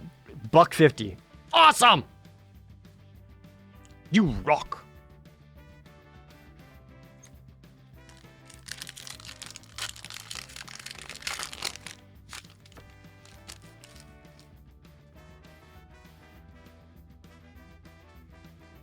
We got Jace art.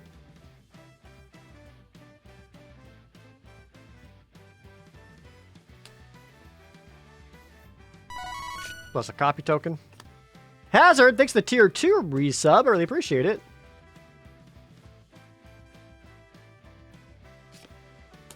Okay, so 1, 2, 3, 4, 5, 6, 7, 8, 9. It's not a special box. Rare card.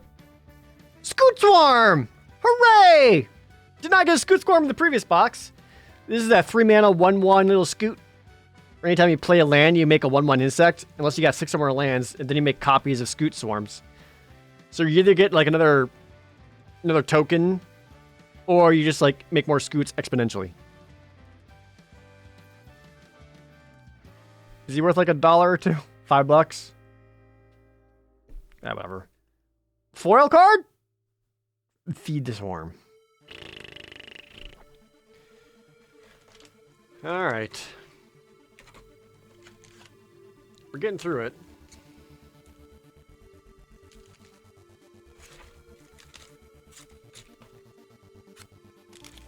Meme bug.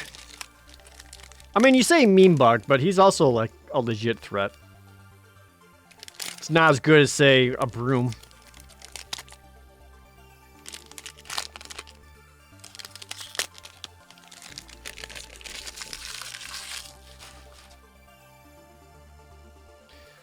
Here's the land.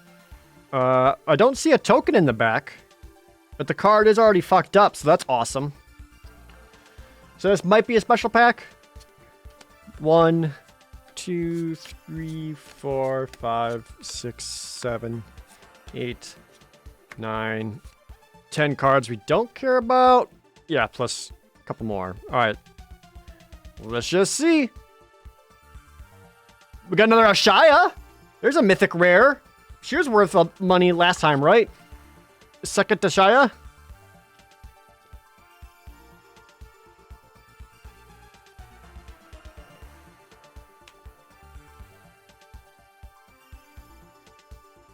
Next card is a foil Expedition Champion, which means if that's the foil, this will be another card from the list, which is Amoeboid Changeling from,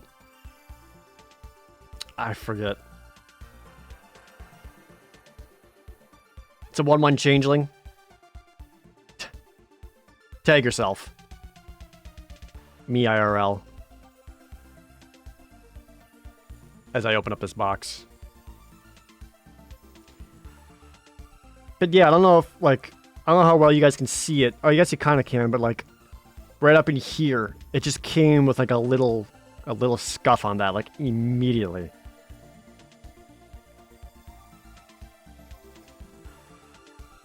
Are these cards fucked up?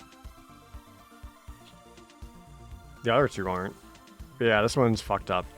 And it's a common, so it's whatever.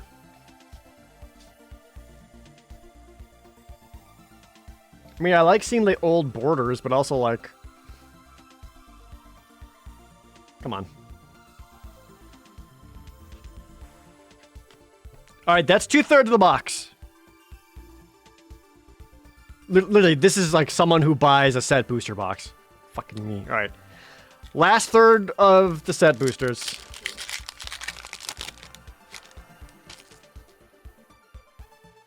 Royal Mage art. Is there a token in the back? Yeah. Look, the token's all fucked up. What the shit? I mean, I know it's just a token, but like, imagine if this was any other card. God.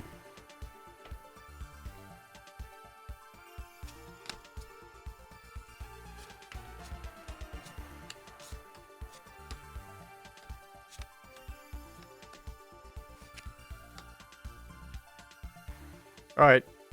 Rare card. Oh, the Turn Timber Symbiosis, the Mythic Land. This is the Bolt green land. I know it's a Mythic Land, but also like, is this one actually worth anything for just being a Bolt land, or? It's at least a Mythic, so what is a treasure? $9? That's something. Honestly, with this box, I'll fucking take anything I can get. Jesus.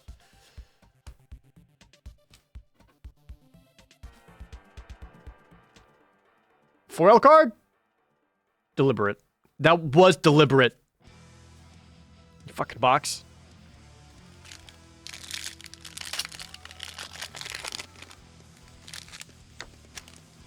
Oh, we got another stamped art card.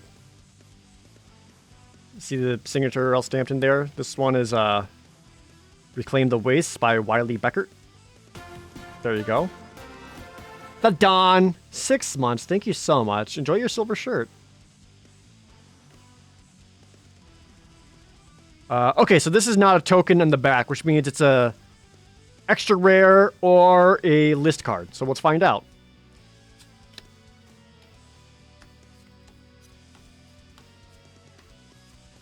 Which means... No, still 10. Okay. 10 there. Okay, so... Our first rare card is the alternate art Felidar Retreat.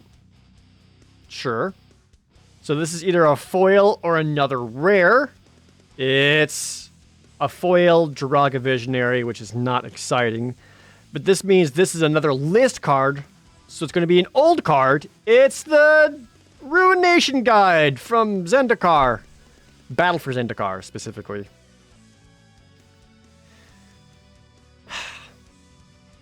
I actually had a red-green colorless deck from Zendikar Rising.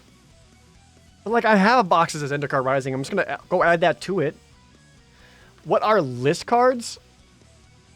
They chose like 50 random-ass cards from Magic's history. And these have a 25% chance of showing up in your boosters. Just to be like, isn't it cool to get an old card? And so far, it's just like... No? 300 cards. Oh, way more than that. Jesus. I have no idea how they went about picking their list cards. So there's the art card. Is there a token in the back? There is. So nothing exciting. 4, 5, 6, 7, 8, 9. There's the 10th common or uncommon. Rare card. Ooh, the full art green-white land. Got another full art of that. Let's leave that. I don't see myself playing a deck that will use these colors, but it's borderless. So that's nice. Actually, I changed my mind. Let's show the white side.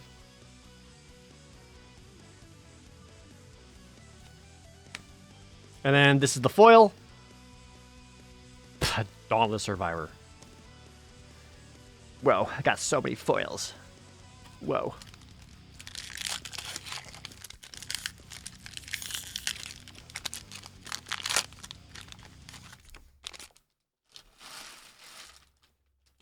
All right, so there is token.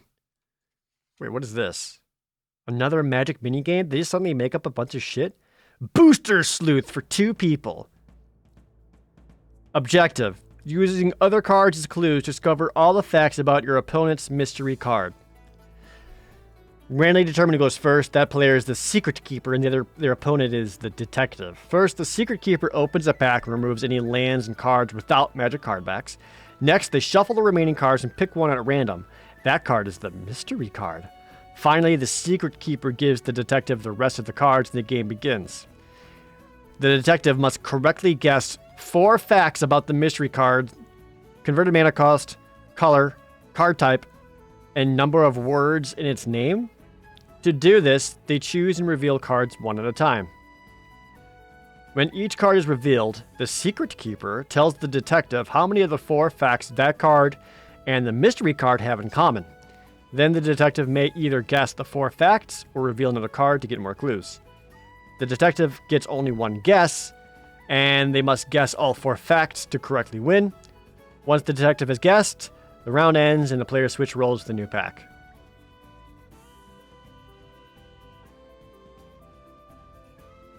It's Blaine's quiz, but only more pointless. It's like a...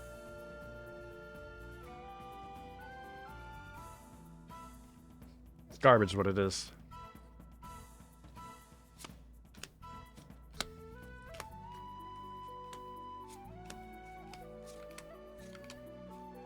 Oh, we got a double rare. Got a double rare. Magic Guess Who, pretty much.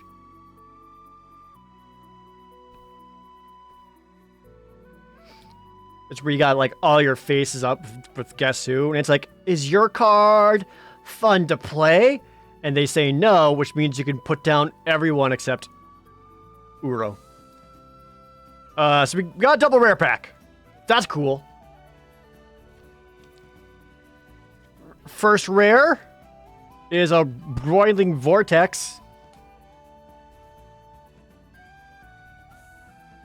The next rare is Phylath World Sculptor. This guy's kind of cool. I don't know if it's actually being played, though. Is this pretty good for a rare? $2 or $3? Yeah. Okay. Now, if the foil's also a rare, then that's like 3 rares in 1 pack. But it's going to be common. Or uncommon. Core Blade Master.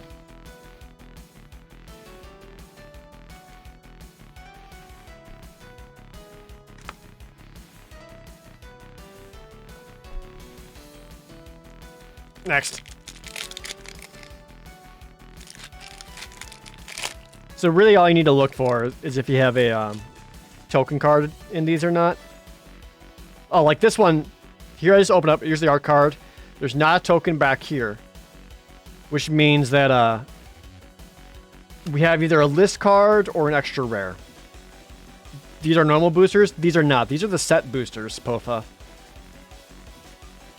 1, 2, 3, 4, 5, 6.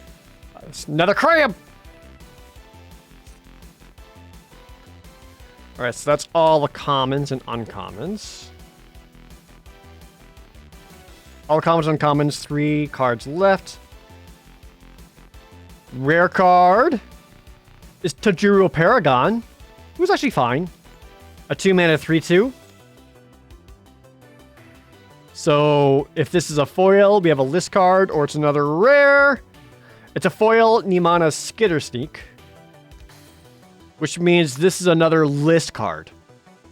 From Magic's history. What is it? Ding! Iterative Analysis. From Conspiracy?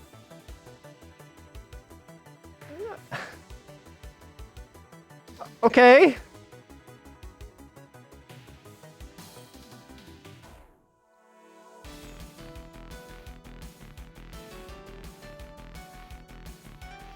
Where do I put my...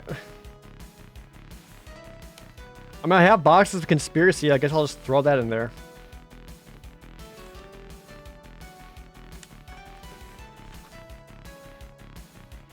So we got 5 left. what are conspiracies? They're special cards made for the conspiracy set, which are actually was intended to be drafted. So it's a hidden agenda card. So you're literally like, you start with this game and you put it face down in front of you like a Yu-Gi-Oh trap card. And then you'd be like, ha! When you hidden agenda, start with this game, with this conspiracy face down in the command zone and secretly name a card. You may turn this conspiracy face up at any time and reveal the chosen name. And then whenever you cast an instant or sorcery spell with the chosen name, you may draw a card. Obviously, the whole thing is like, I don't know if you guys have played it before, but if you do like a secretly named cards, you guys actually write something down first and put it underneath it, or you just keep it in your brain. Because I played it before, it's like you secretly name something in your brain, and then you can just like name whatever you want as soon as you flip it up, because that's the hidden agenda part of it. That said, if you ever get a chance to draft conspiracy, it's fun. I did an 8-person conspiracy draft, followed by an 8-person massive game of it. Don't do 8-person games. Do like 4 or 5 if you can help it.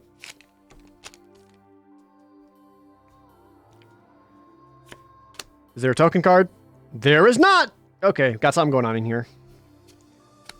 1, 2, 3, 4, 5, 6, 7, 8, 9, 10. Yeah. We got 3 cards left. First, the guaranteed rare is Nissa! I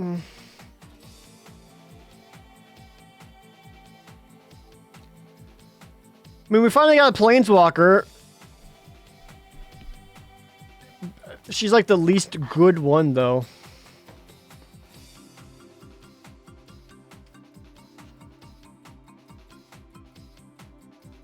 I do like she's like black-green, though, because Nissa's pissed. Which I'd rather play a Planeswalker card called Nissa's Pissed. Okay, so this is either another foil. This is either the foil or another rare. It's a foil anti-cognition, so which means we got another list card. List card. Triplicate Spirits from Corset 2015. Oh, it's a common. I do love Corset 2015, though. I also have a billion of this card, but it was also super good. It was a 4 white with Convoke, where you put 3 1/1 spirit tokens on the battlefield. And then you play multiple of those, and you just make your spirits, convoke them for more spirits. I do love Corset 2015. That's like when I got back into Magic, and now I was like, holy shit, Magic's really cool. And I've been going to GPs ever since. So thanks, Corset 2015. All right, token card? Yep. So nothing fancy in this pack.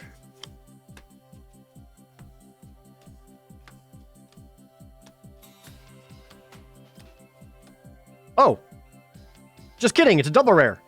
You tricked me. 2015 is the one with Insult Artifact. Yeah, that's the one.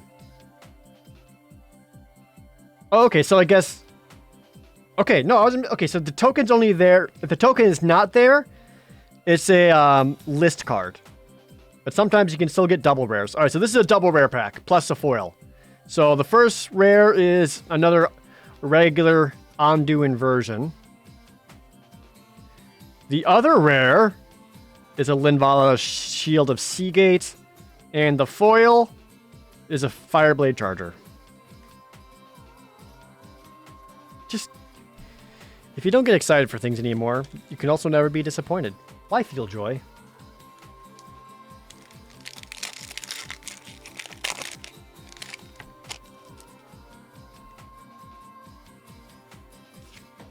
Token card, no list. Is foil mythic possible in this set? It's possible. Haven't gotten one, though.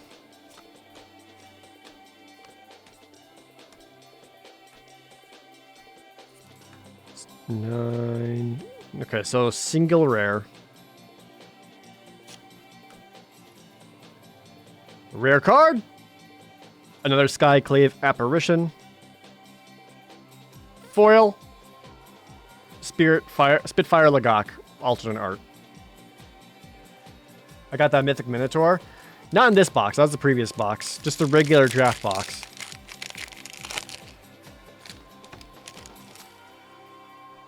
List card? No.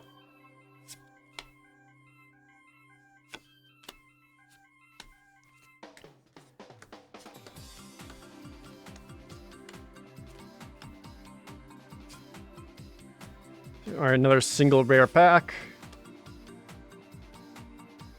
Rare card is a Relic Robber. Foil card is a Kazandu Nectar Pot. Well, this is the last booster. Guys want some pack opening ASMR?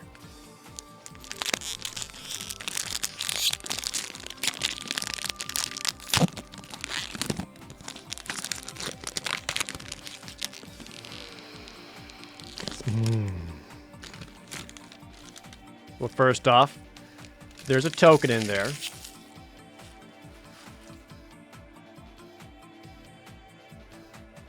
Which means there's not a list card.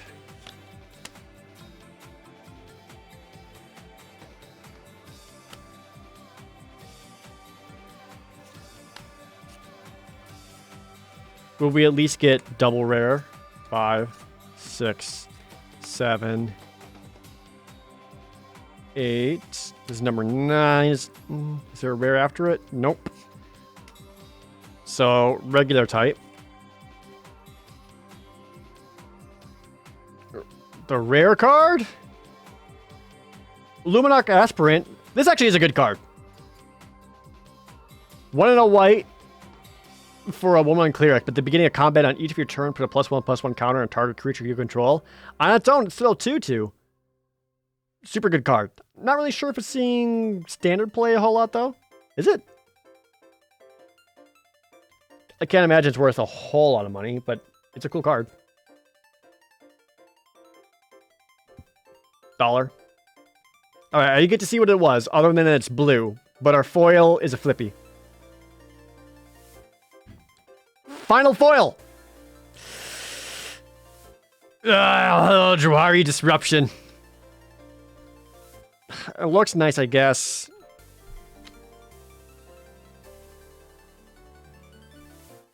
Well,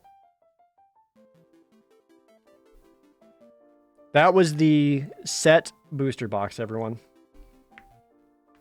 Out of 30 boosters, we got 1, 2, 3, 4, 5, 6 list cards, and these are supposed to show up about 25% of the time. 6 out of 30, so it's a little bit less than this. It was like about 20% show up rate. This is the number of rares and valuable cards we got out of the previous box. 1, 2, 3, 4, 5, 6, 7, 8, 9, 10, 11, 12. And out of this one, it was 1, 2, 3, 4, 5, 6, 7, 8, 9. So we did get more treasures than just the regular booster box. You also got 6 more boosters, which might help. I mean, like...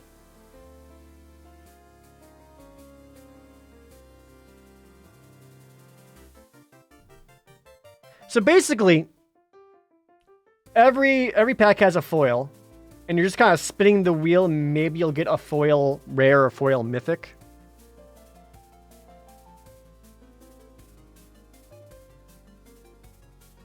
And maybe you'll get more than one rare. I think overall, with like number of double rares, we probably got like 33, 34 rares out of this. But this also costs 60 more goddamn dollars. There's no way this is worth it.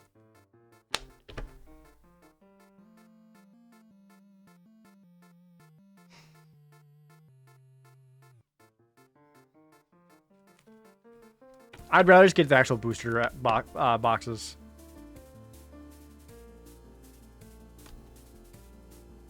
Not stoked about that. Now, it's not over yet.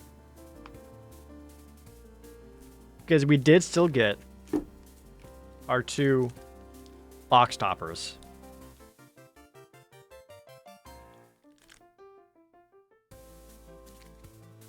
And these could end up being like crazy good value.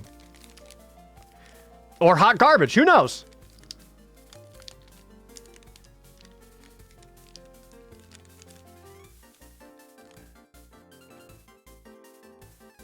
Alright. Pray for fetch lands. Okay. Come on. Careful. Careful.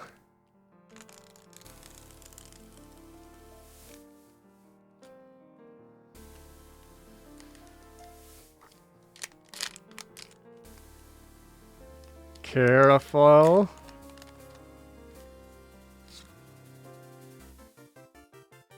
Ready? And our first box topper is...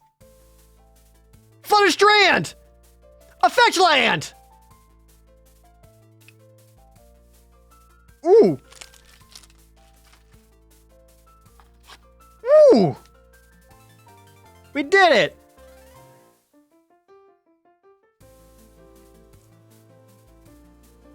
Sweet. Han Strider, thanks for that Twitch Prime sub and for following. I appreciate the follows. 40 bucks for this one? Which box topper was that? I'm gonna be real, I lost track. But okay. Where can I put this where it's not reflecting the light? Hold on. There we go. And then we got our other box topper. That's 1 fetch land. Can we get another?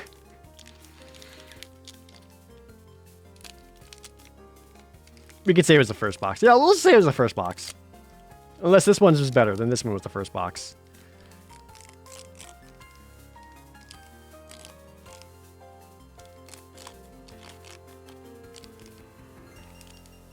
Careful. Careful.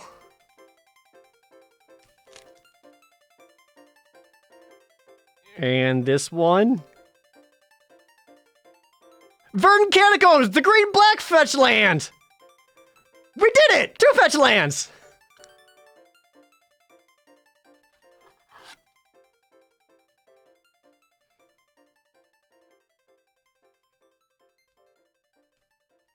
And we're just gonna sleeve.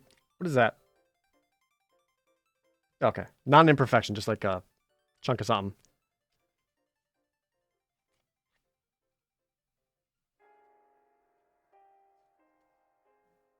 Boop. All right. I mean, like, these 2 alone put together is like $100. Which pays for the booster box, but not all of them. Hold on, is that the sleeve that...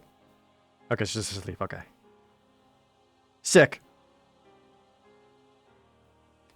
Alright, boom. Got the fetch lands. Alright, I'm gonna wrap up the YouTube recording. There you go.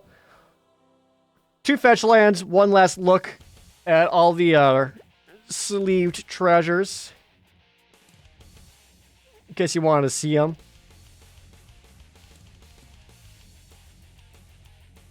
Overall, end up kind of being just fine. I'm glad I got good box toppers at least. That makes up for it. All right, I'm gonna wrap up the YouTube recording for you. Watch this on YouTube. Hey, thank you so much. Really appreciate it. Don't forget, you can catch me playing Magic the Gathering every Monday over at twitch.tv/projared. I really appreciate it, and hopefully I'll see you over there.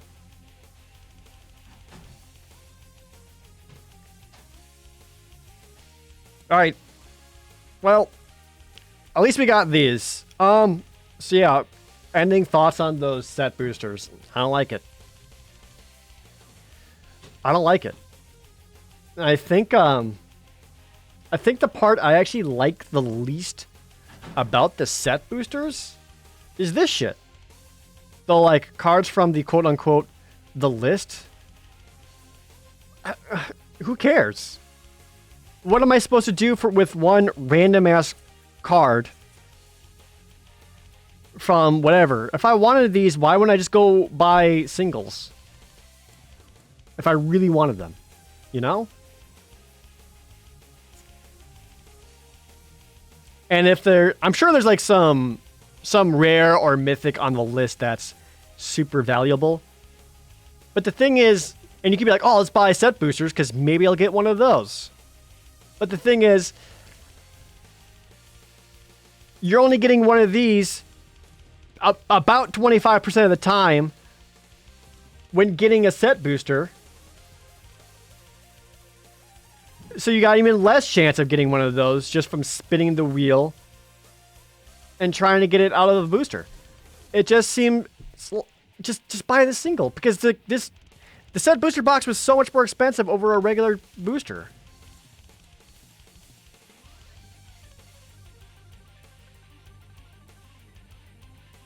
I don't understand.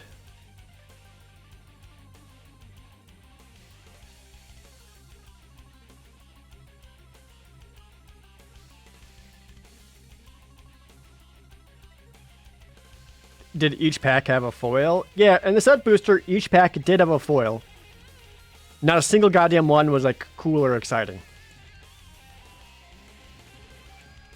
And like every pack having a foil about equated to a regular booster box foil rate where the foil was actually like worth something.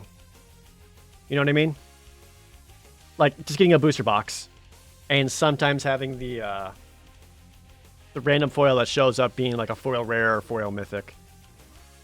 And in the regular set booster, there was a foil every one, but the number of times it was like just a common or uncommon just didn't make it seem all that cooler.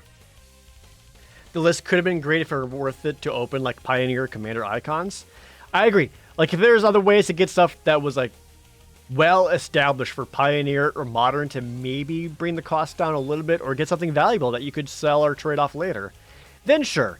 But this just kind of feels like a really ass backwards way of Wizards trying to sell singles. You know what I mean? I don't like it.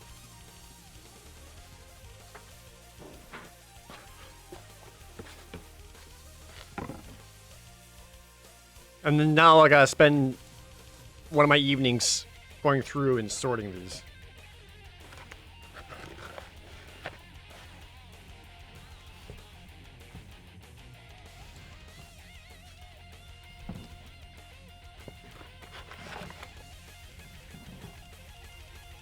They just want you to spend more money. I mean, they want you to spend your money on them. Because, again, it just reminds me too much of, like, video games. Where Wizards like, ugh, all these other companies keep selling singles and making money off of it. Why aren't we making money off of it? And it's like, that's not what you do, dude.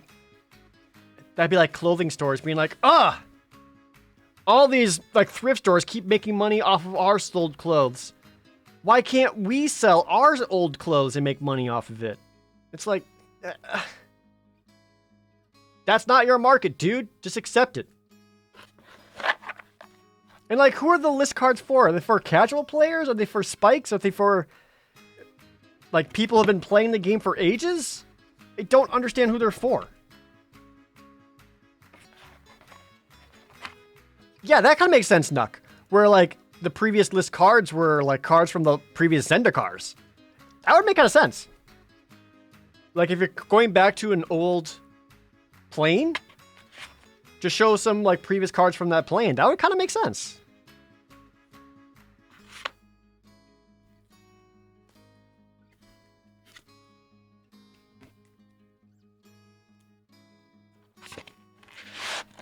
I don't know, maybe I'm just asking too much of Wizards again.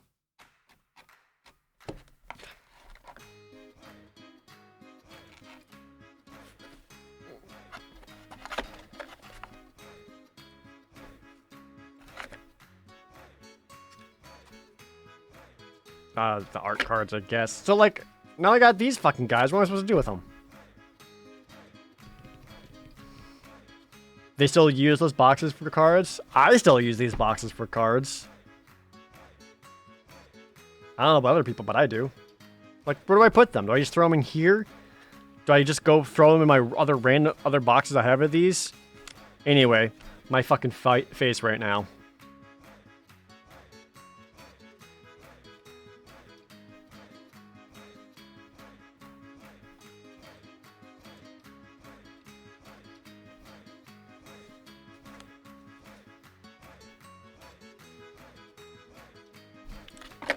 Guess let's toss them in there or whatever. Keep that card nearby for future reference. Yeah.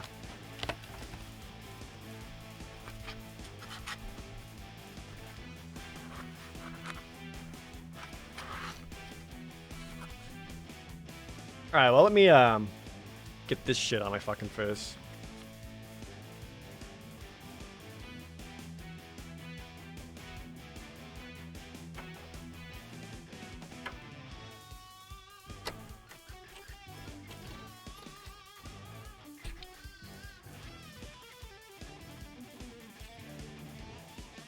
Alright, move these out of the way.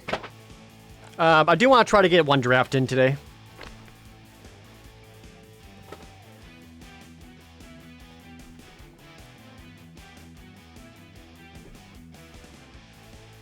Because if I'm going to be disappointed about what I opened,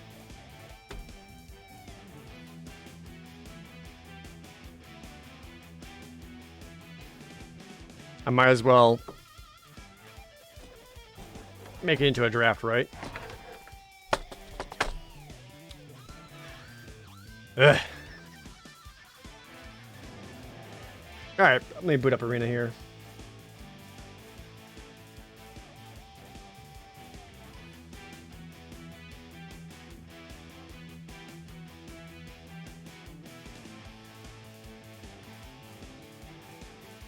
Yeah, I mean, the dice that I got was cooler than most of my boosters.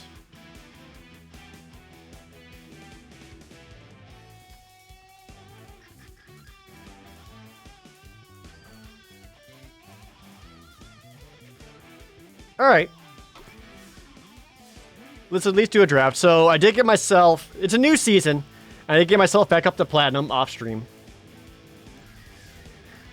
But let's try to do a good draft with some 1000 IQ big brain galaxy brain plays. Hopefully, we'll see.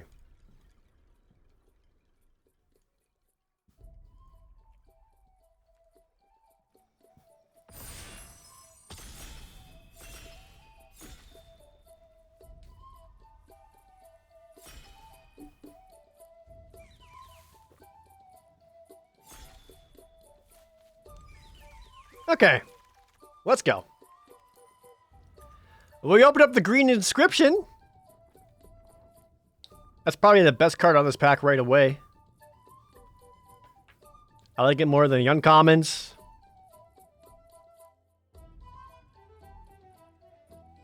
Yeah, I think we just slam dunk that. It'd be good.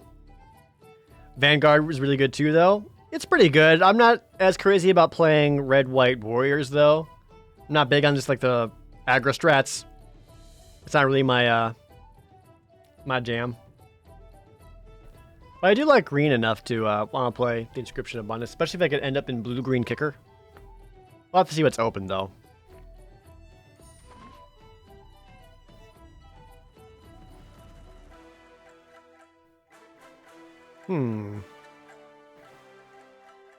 I do like Balaged Recovery.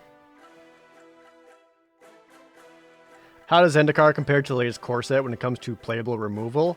Zendikar Rising has tons of removal. Like, a lot. So much so that there will be times where you feel like you might end up with too much. Maybe you should cut it. I've been in that situation. So there are times where I actually prioritize other cards over removal. Like right now, if this was like pack 3 and I already had some Rapid Bites, I'd rather get Balaged Recovery than picking up another Rapid Bite.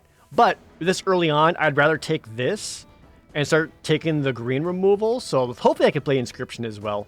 And then kind of signal to my left that, don't take green, it's mine. But we're still open. It's still early enough that I kind of want to find what my where my lane is. Okay, we got some more options. I'm not crazy about Spring Mantle Cleric. I do like Canopy Bailoff. That guy ends up playing out better than you think he would. Kazandu Stomper is also really good.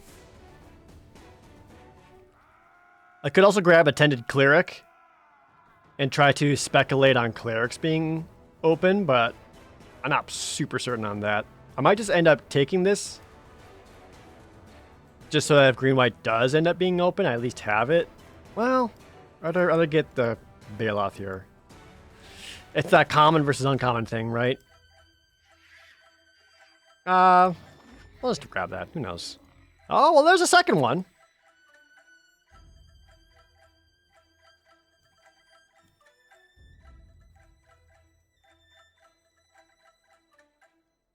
Everything else is just kind of okay.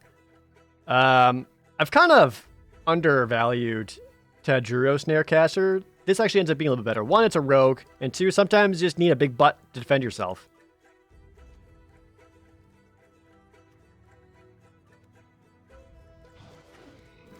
Take another one.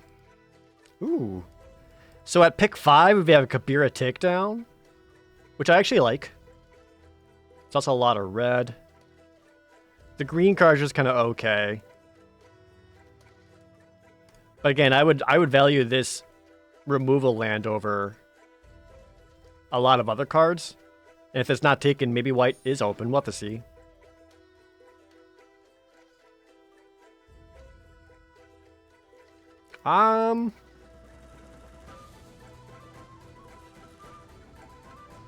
Paratax is okay.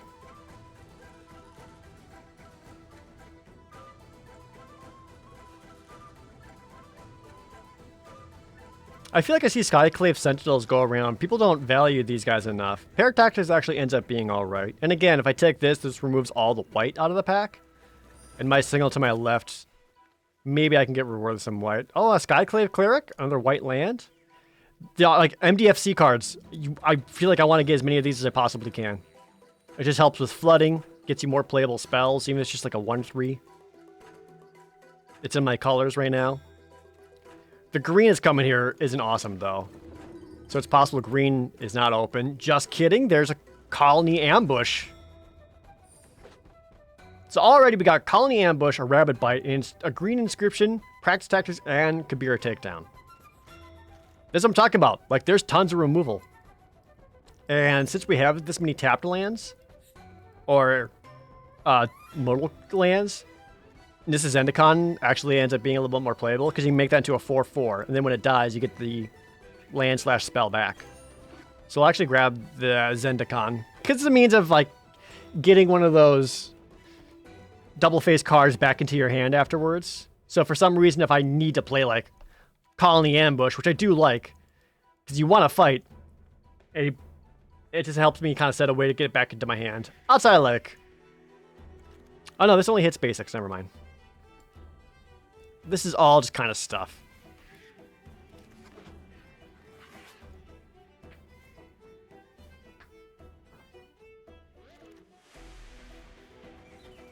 Okay.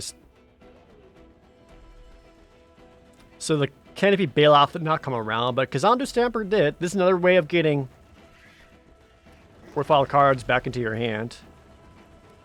Just kind of cut the colors. Not really looking to play those. Alright, so far it's okay. Wouldn't mind some better top end to win with. Let's see. With 2 Marasa Root Grazers, I think I actually want to look into getting more landfall activations, which I would lean just grabbing the Canopy Bailoff here over something like Sajiri Shelter. Like, I feel like I need worthwhile creatures and payoffs for my current plan, rather than just starting to grab more MDFC cards. 1, 2... I already got 3, which is good. Yeah, I'd rather start... I kind of want to get my payoffs. Oh, like Fearless Fledgling. Tajiro Paragon is also a good card, but I'm not looking to play Party. I'm looking for Landfall. And this is exactly what I want to see, because I can get additional activations off that Fledgling.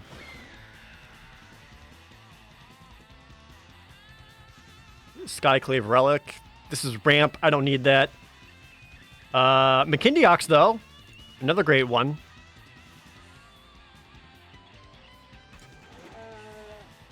That anytime I play landing at the top, tap down on an opponent's creature.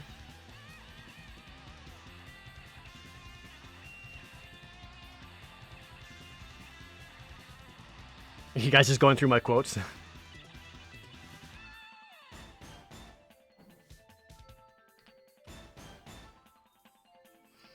Whoa! Turn Timber Symbiosis?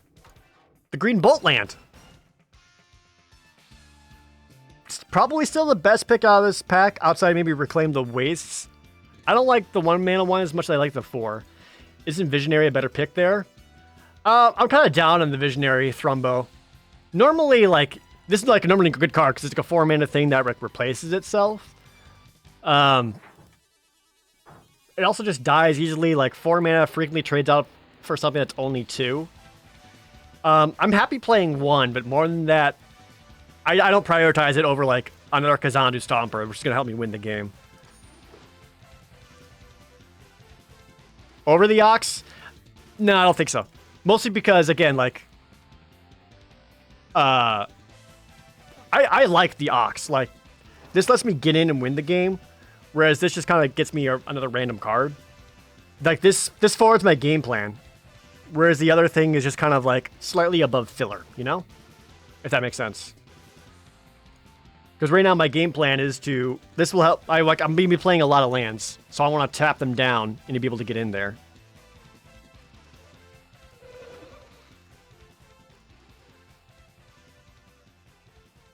Scale the Heights, put a +1/+1 counter, gain 2 life, you may play an additional land, draw a card.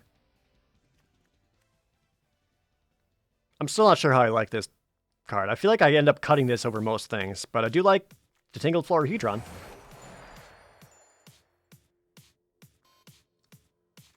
This is all just kind of stuff. I guess Dauntless Survivor. Not excited about it. Another Stomper? Sure. Dumb. Then... looks like a lot of sideboard stuff. I have 3 of those Zendikons now. Jesus, that's plenty.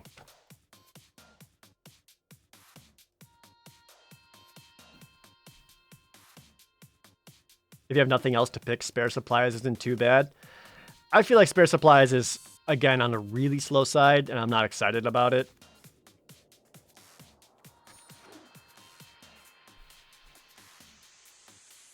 Just because if you end up drawing that way late in the game, eh.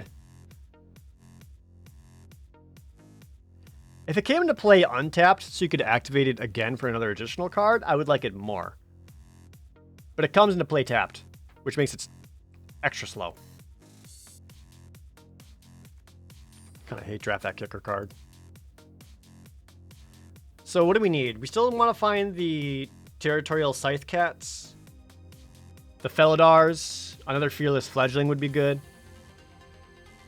Anything else with landfall activations? We got one less pack to do that with.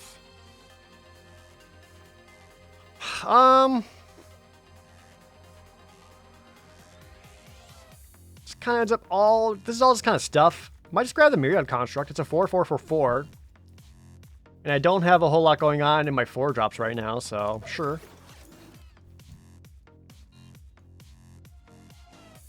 Any fixing?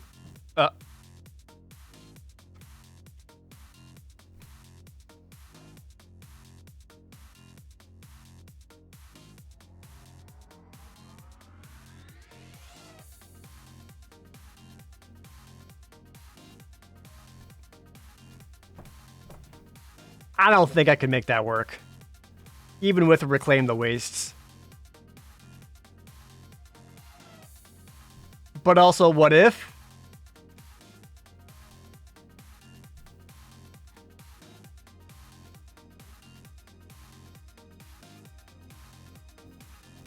The Tazim Raptor is just more helpful. Sajiri Shelter. Or another Swarm Shambler?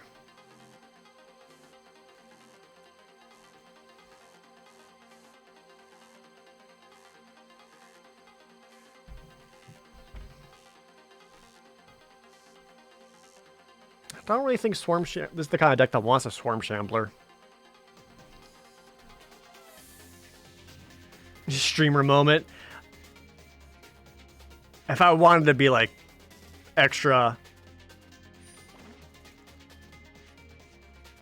you know what? If I didn't care as much about like actually trying to rank up, then maybe. Oh, this is all just kind of dumb.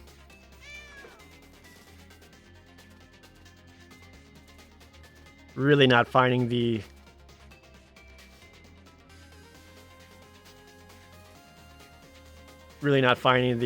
landfall activation I was hoping for.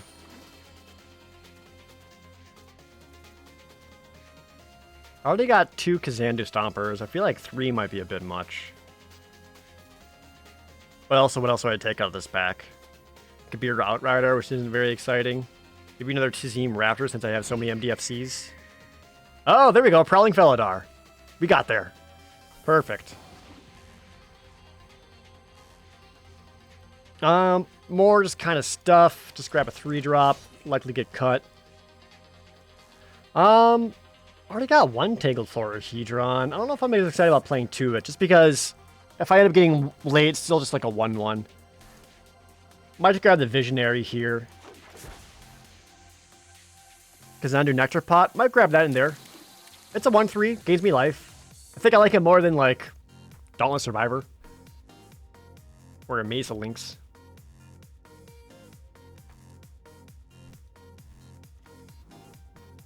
Kind of helps give me some extra sustain until I get my Stompers out.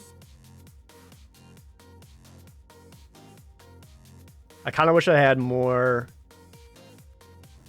landfall things that were worth it.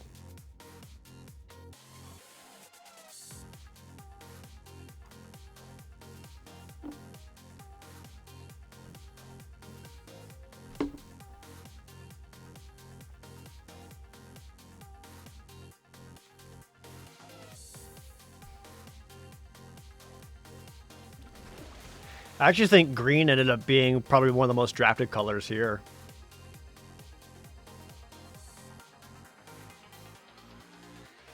Yesterday you got Scoot Swarm, Omnath, and Lotus Cobra in a draft. Damn, what's it like playing Constructed? My opponent conceded on turn 3 Omnath. I would too. Like, fuck that.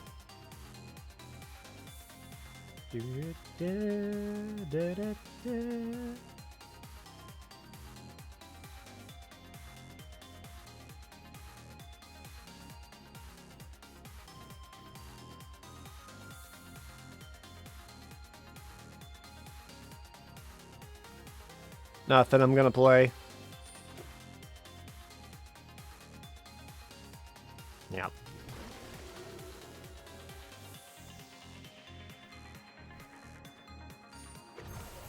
Okay.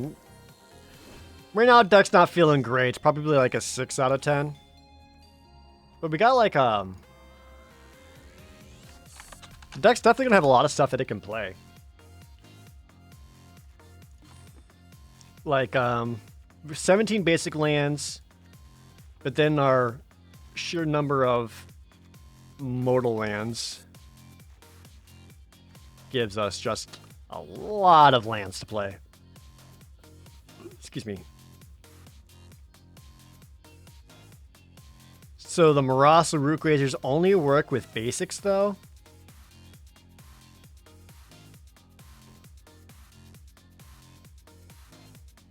At 17, 21, 22, 23 lands right now.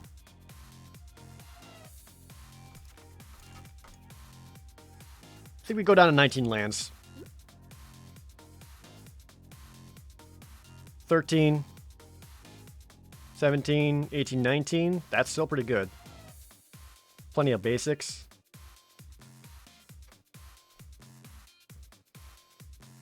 Alright, so what doesn't this deck want? Gnarly Colony, we're playing this at 5 mana. That's not going to be a 2-drop. Dauntless Survivor doesn't really do anything for this deck outside of maybe helping practice tactics. Actually, how many of... I have 1 Wizard, 2 Warriors, 1 Cleric. So practice tactics not looking very practical in here. Would be happy going 3-3 with this deck. Yeah, that's kind of what I'm feeling. I'll see if I can't play it better than that, but Yeah, probably around 3-3.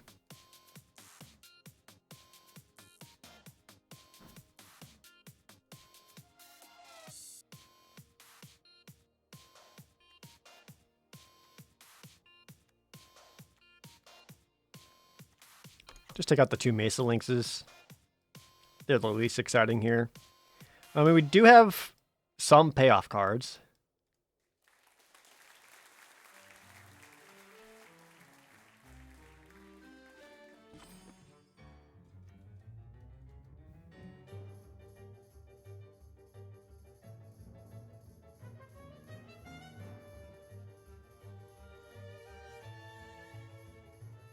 So, Pair Tactician and Dauntless Survivor are both just weird in this deck. This is basically just a 3-mana 3-2. Or I can have a... Yeah, let's take that out.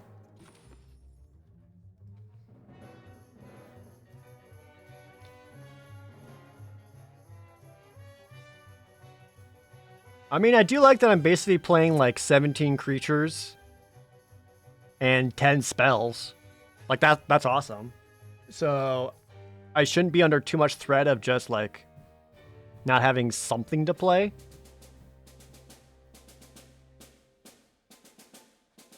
We're basically going to be looking to use Kazandu Stompers to blow the opponent out. I'll main deck a Broken Wings just to help get some extra instant speed removal. Only got 1 Rabid Bite. Didn't get any of the Death Touchers. Those were snatched up pretty fast.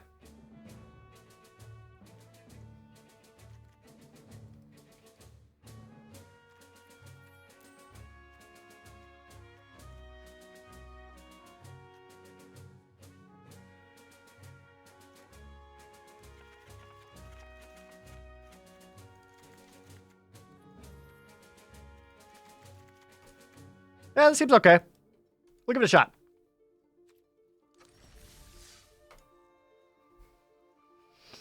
It's not an amazing deck. I wish we had more of the landfall creatures like the Felidar or especially the Scythe Cat, because I do value its trample pretty highly. But we'll just play well. And sometimes that's all you can really do. Hey, Samaritas, welcome up to the stream. I go first. Oops, all green. And with my green, nothing to play until turn 4. There are 10 planes in the deck, or 10 white sources, I should say. So the likelihood of getting a white source is kind of high. Ugh.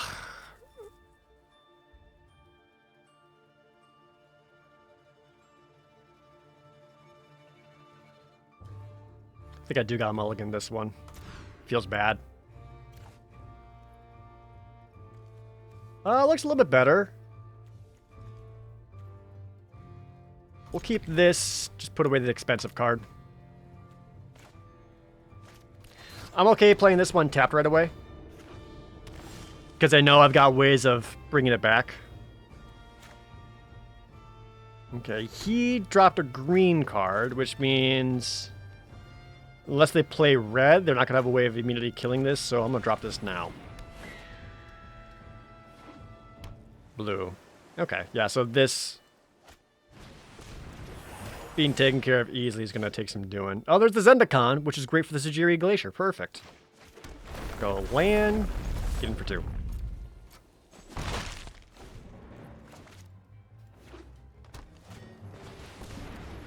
That was a fast Bailoff, but I also got a Bailoff.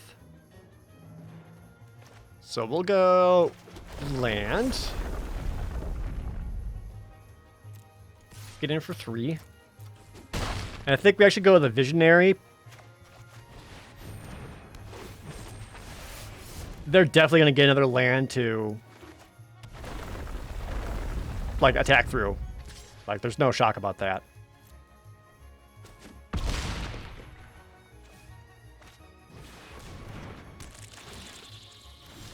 Gets an Iridescent Horn Beetle. Okay.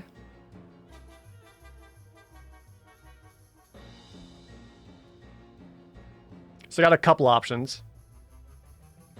I can just play the Bailoff out, Or I could play the land and Nissa Zendikon and attack back for 8.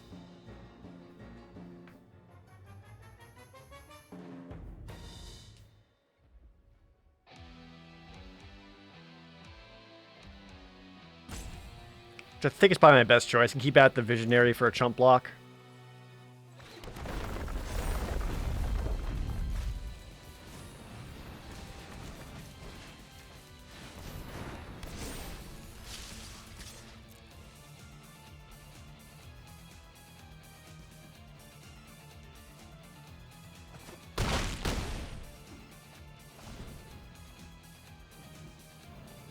I have one more land to go. Which without a removal spell does another 5 damage in the air. Opponent's got 4 cards in their hands though. Still. Is this the first draft? Yeah.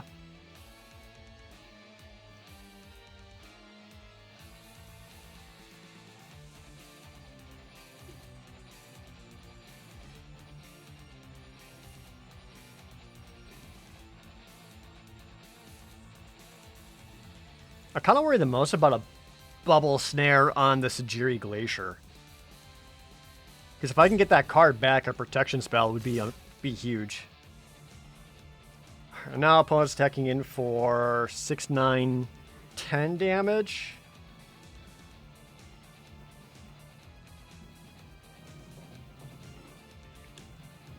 I don't believe they have...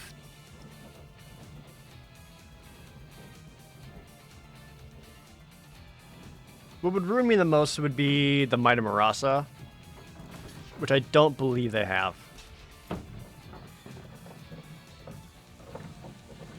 Because if they play that and kick it, that's just enough for lethal.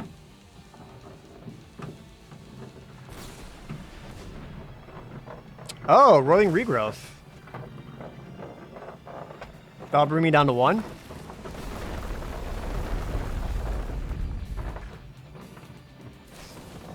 Oh, they did have it! Fuck! Oh well.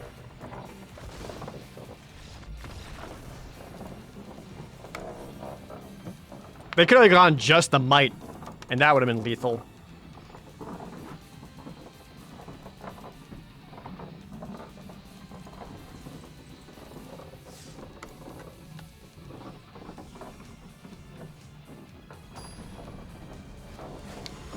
I mean, like, I saw the options there. I just didn't think that's what they're going for because they didn't really represent a whole lot of other, like, kicker payoffs. I go first. Oof. God, that's another slow hand.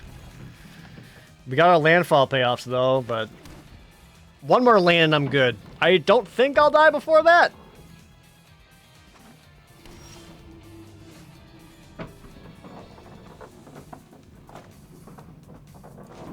I'm just going to play this now. If I don't draw another land, I will put this down as my turn 3 land. I would like not to, though. Because fights are good.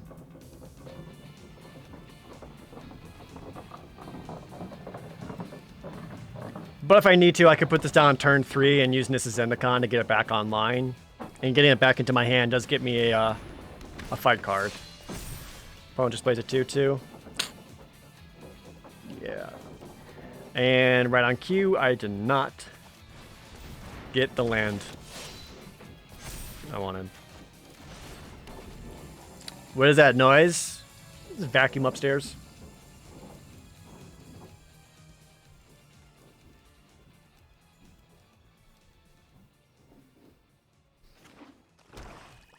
Whoa. Suddenly black? Okay, well that's another land.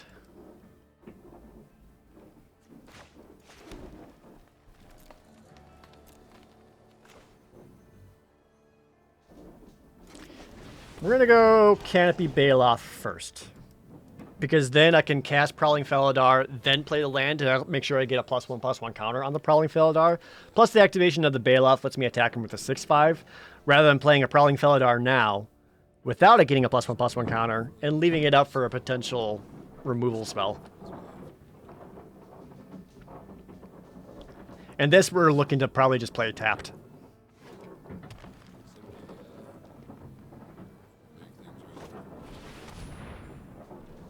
Vastwood Surge for just 2 lands. Okay, I don't mind that opponent. Though, are you blue-white, or are you mostly green-white, or are you mostly green-black? Where are you at? Got one of each, so I don't know. Oh, even better, planes. Well, I still only have enough mana to cast 1 spell, so we might as well make it the Felidar. And we can just play this tapped. I'll get both activations, and I can attack him for 6.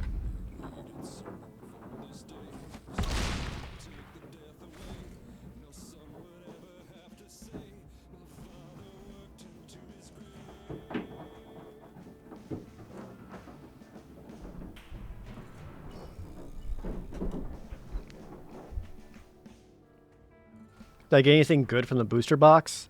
It wasn't super exciting. We got 1 Omnath. The set booster was incredibly underwhelming.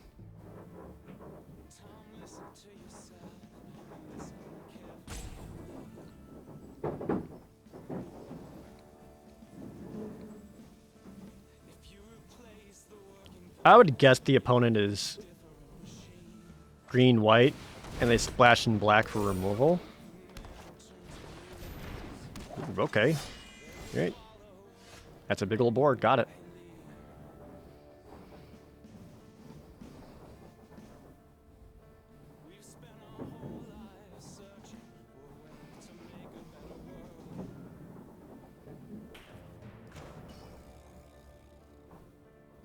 Consider my options here.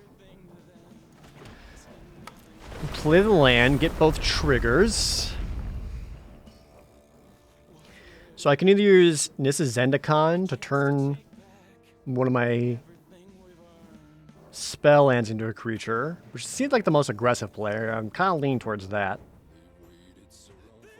Leave up a Plains for a pair of tactics, or I can just play a Kazandu Stomper, which sets me up for a 6/5 next turn, plus a couple extra land drops.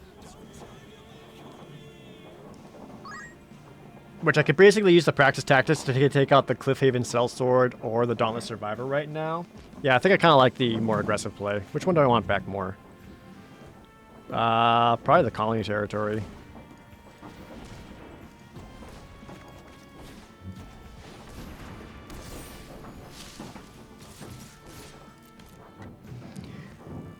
Because this will have to set up in such a way where, unless they put the Gnarly Colony and the Snarecaster onto something,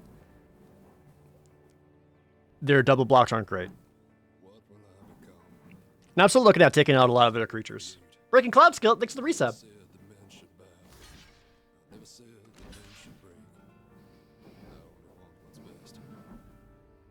And again, if they block in such a way that kills the Colony Territory, well then I still have a creature card coming back.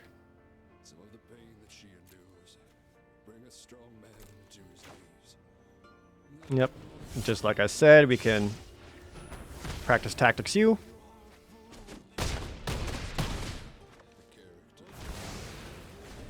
Leaving them with just a 1/4.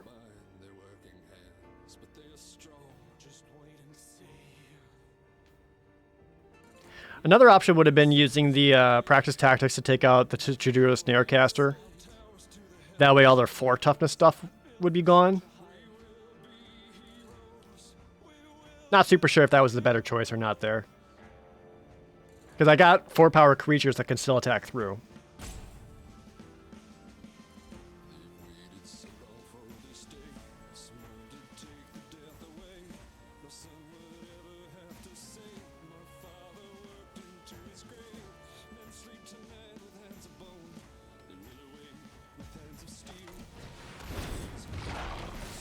Kicks in Marasa Sproutling. Grab back Gnarlid Colonies, your only option, right? You gonna wait to kick that, or you want to cast it now because you're desperate for defenders? It'll be very telling. Nope, they say no. Okay.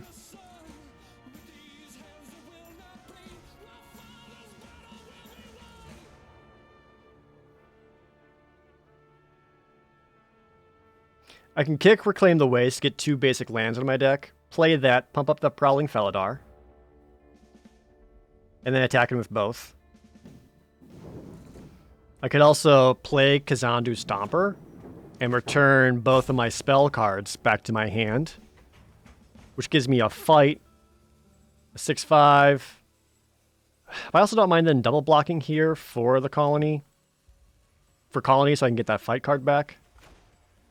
I think we just kick this.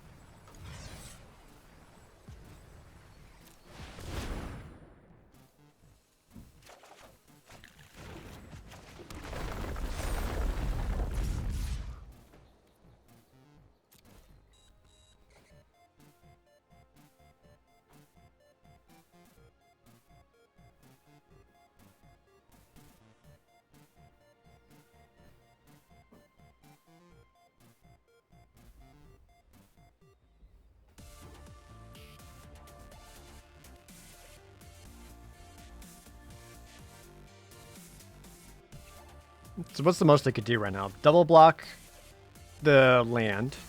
If they really want to take it out.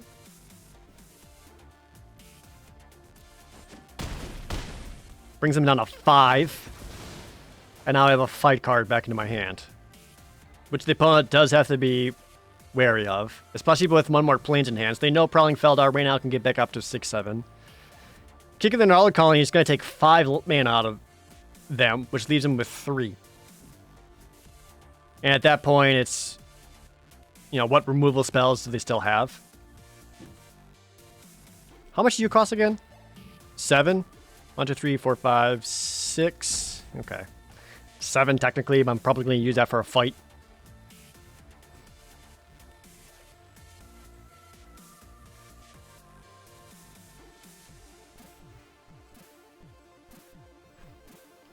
The opponent is down to 5 life, so they gotta find some way to protect themselves. I'm imagining black is in there because they got some like Deadly Alliance or something similar. Just plays a Taunting Arbor Mage, no kick.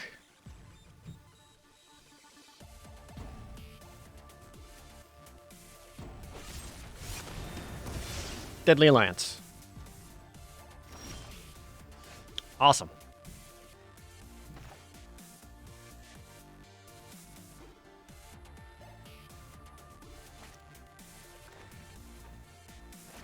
Do I have a way to play both? I really don't. Damn.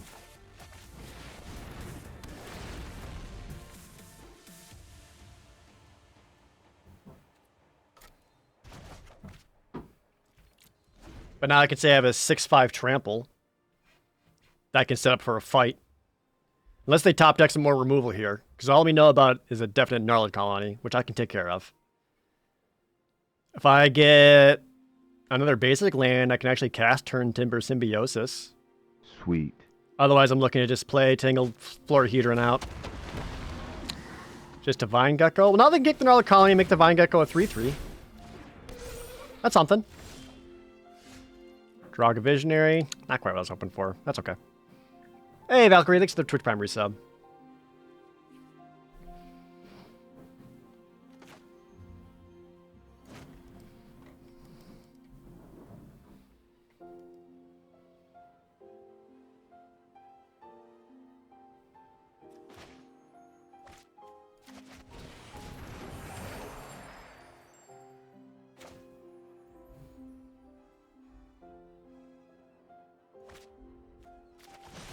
I think I just do the fight.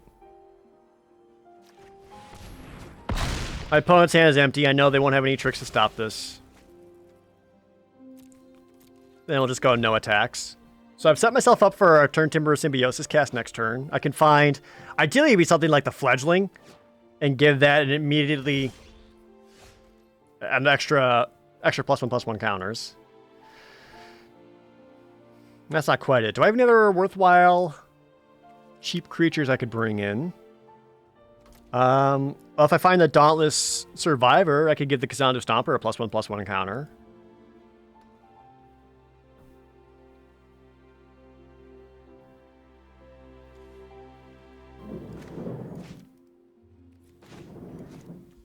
Yeah. Let's see if we can hit a powerful ETB first. Sky Cave Cleric. I could play Myriad Construct. That'd be a 7/7. No, it's only costs 3 or less, right? Yeah, so never mind. It would basically be a kick gnarly colony. Give me a 5/5 trample.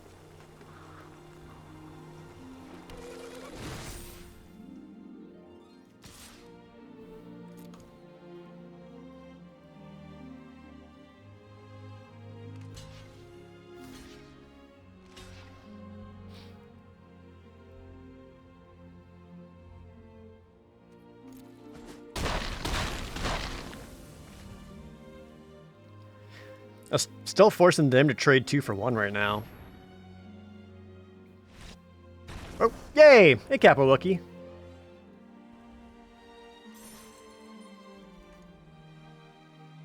That felt like a pretty good game. That was one that felt like I actually had control of the board the whole time. Lord Dreamer! 8 months, thanks for the resub.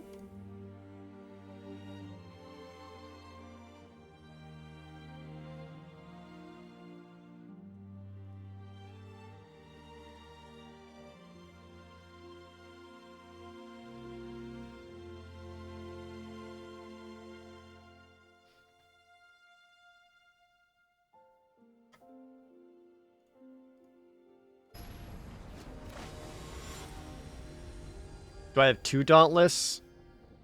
I have at least 1. You go first? Oh, we finally got these guys! Remember when they were in the deck? Turns out they're still here. I actually really like this hand. No scoreboard tonight? I'm only going to be playing the 1 giraffe. That's all I got time for. Do I have a favorite tribe in MTG? Not particularly.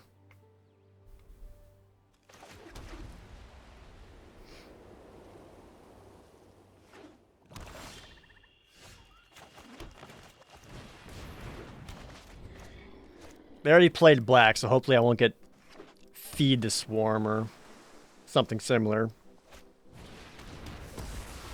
There it is.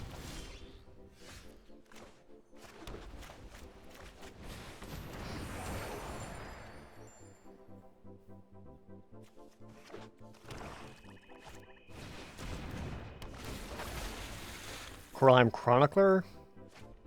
Gets a kicker card, which is the Royal Mage.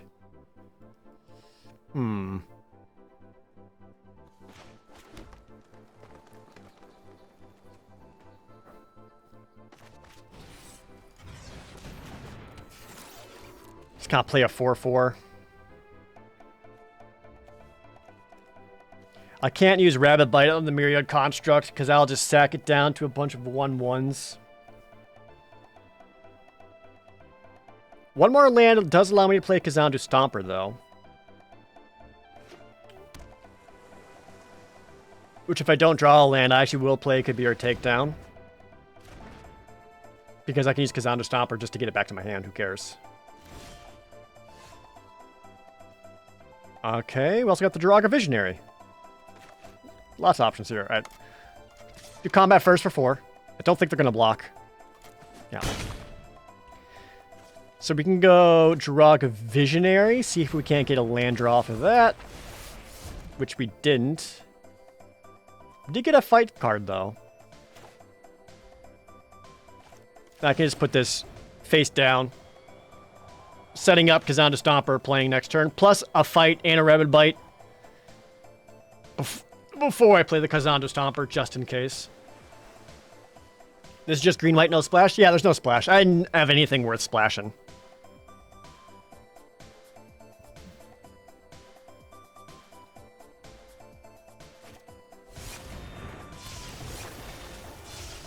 Cascade Seer. That's a card. I don't like Cascade Seer very much.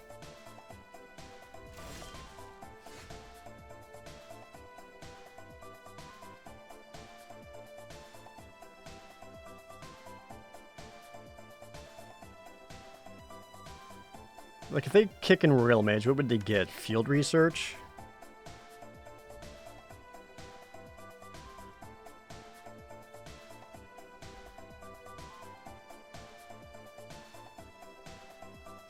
I think I actually go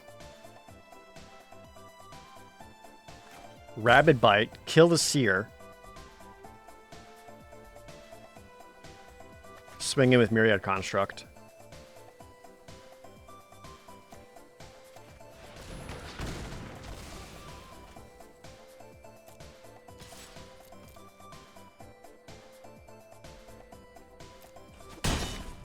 This allows me to leave up a Kalni ambush. Just in case. Which again, if I did that, I would have to use the Visionary. Because using it on the Construct would just make it explode into 1/1s. Although I love the idea of making him explode into 1/1s. And then having Kabira Takedown in my hand. It would work!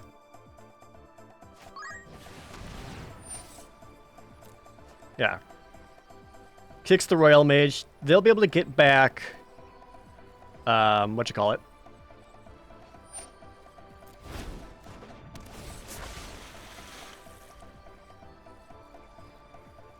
Field Research. Marina Phillip, thanks for the resub.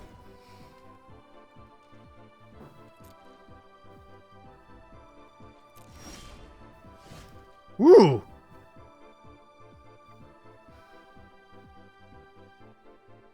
And it's instant speed?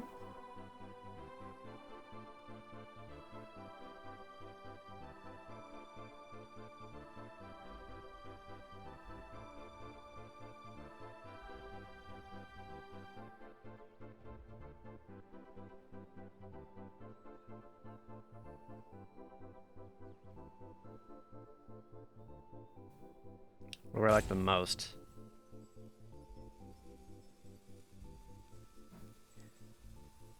So the Draga Visionary, the Fleer Hedron be the one getting the counters and the fight.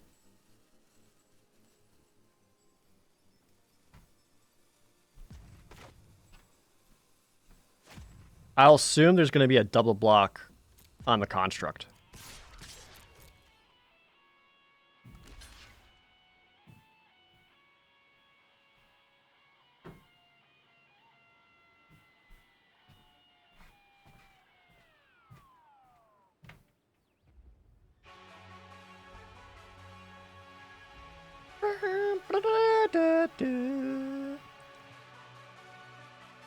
I think I actually just let them trade out and play the Stomper.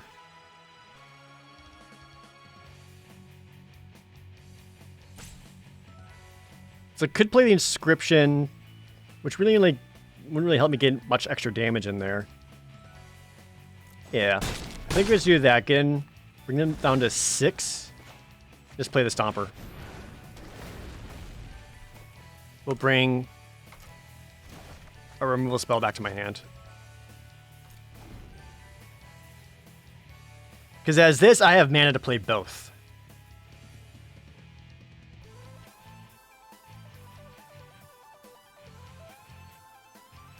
I can't have the Construct fight, because if I make the Construct's target of any spell, including my own, it'll get sacked. And it'll just become a bunch of 1/1s. So sadly, like, the Myriad Construct can't bite, can't fight. I could explode it for, like, a big takedown, which is tempting.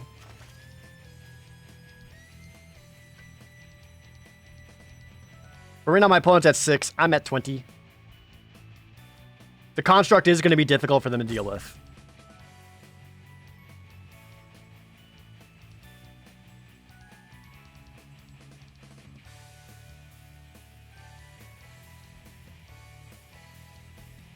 Can't bite, can't fight. The exact opposite of Itchy and Scratchy. No fight, fight, fight. No bite, bite, bite.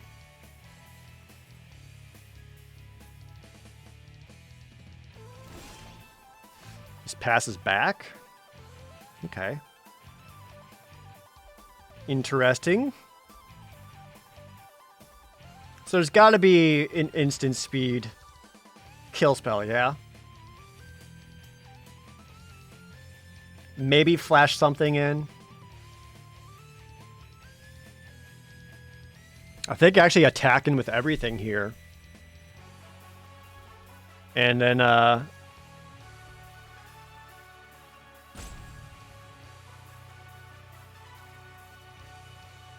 maybe not.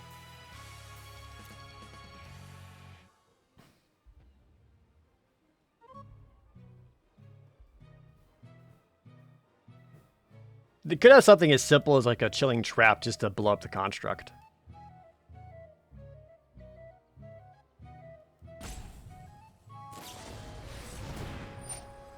Is an Into the Royal bounce spell?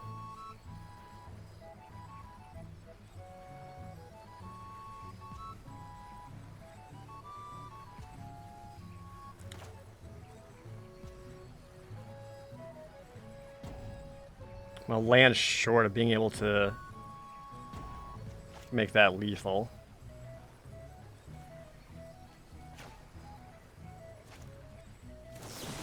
Alright. Let's go take down to take out the Coralheim Chronicler. This would take out the one defender they have.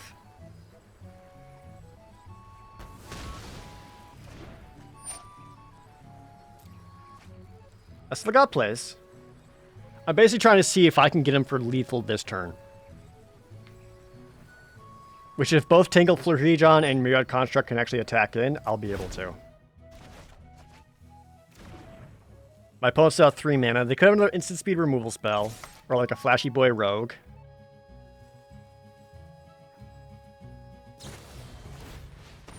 Goes another Myriad Construct. Yeah, which will explode them to 1/1s.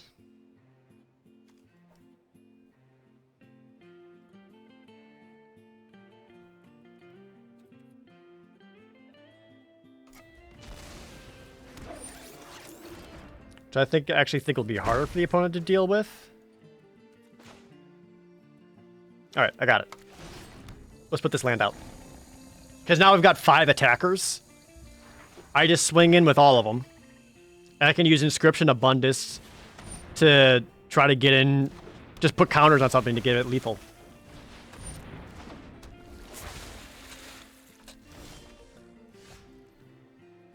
That's 2 blockers. Yeah, I win. Right? 2 blockers. 1, 2, 3, 4, 5. Yeah. Be good.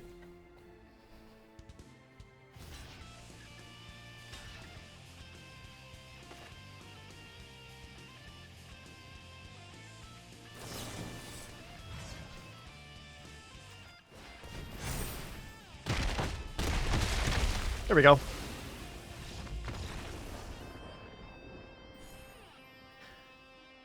It actually kind of helped me get lethal by me having more creatures than they could deal with.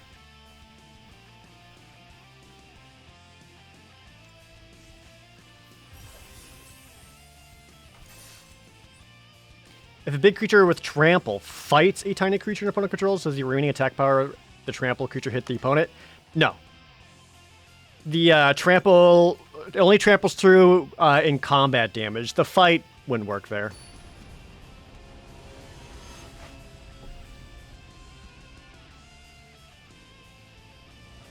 No on-screen score? No. I mean, I guess I'll throw it up right now.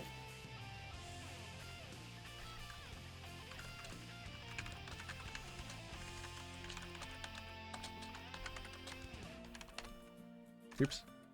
There, chat, better? Got our boy. Ooh, I like this a lot.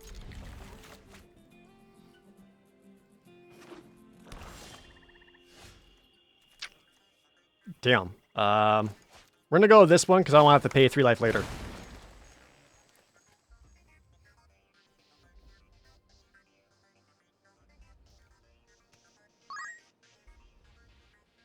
Nayaga Dalamik Gaming, thanks for that resub. 45 months. Thank you so much. Closing in on that 4 years. Jeez.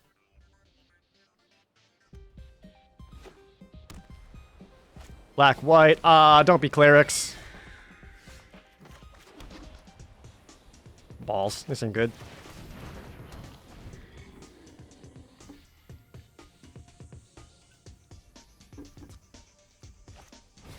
Ow! No land drop, though.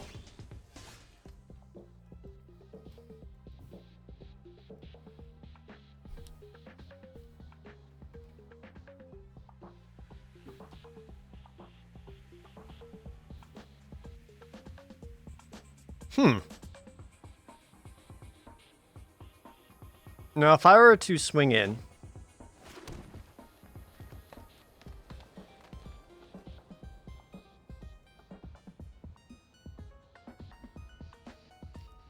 Do you think they would double block? And if they did, like, what's more important here? The fledgling or that cleric? And how important is this guy to me right now?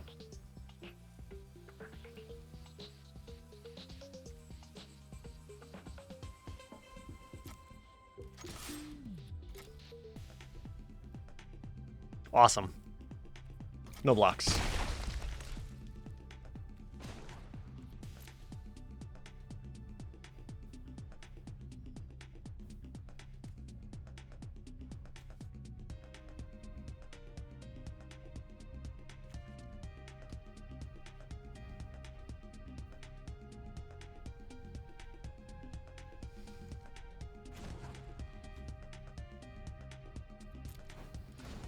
I think I actually do this now, just to be able to play this, because then I can kick this right away to grab 2 more basic lands.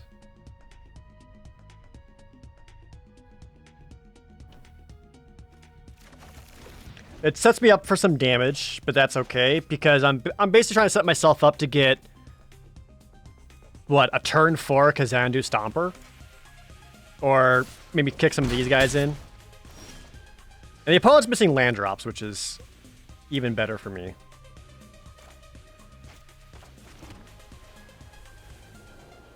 Especially since I got the inscription here.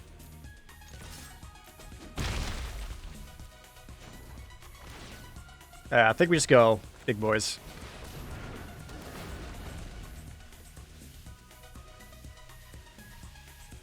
Takes 2 more lands to cast that.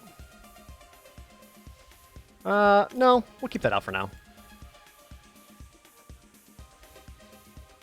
Yeah, that was my thought too, Tigerhawk. Like, I think I would need to kill the cleric more than anything else.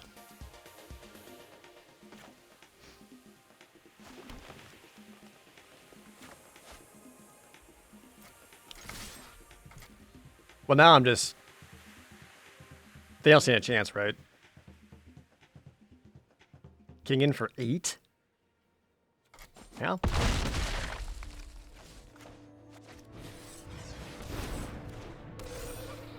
I'll keep up the inscription as a just in case, but not looking good for the opponent. Yeah, it's a bummer.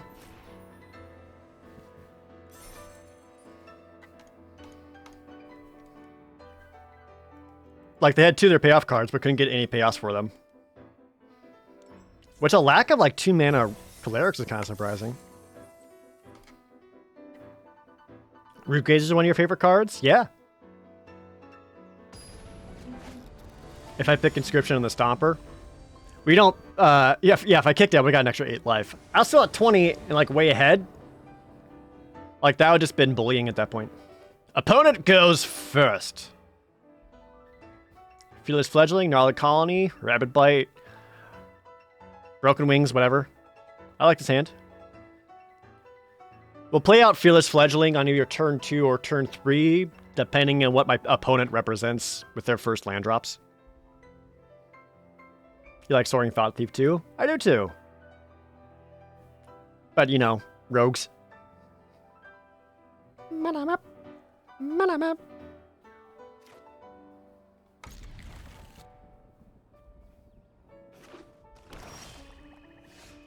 Okay, got an extra land. Blue, black. Just kind of plays out the Royal Mage.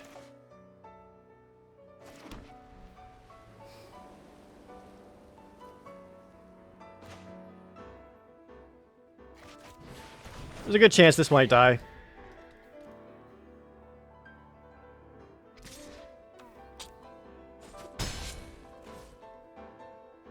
I personally don't like casting Royal Mages without kicking them. Oh, opponent missed a land drop? Sick.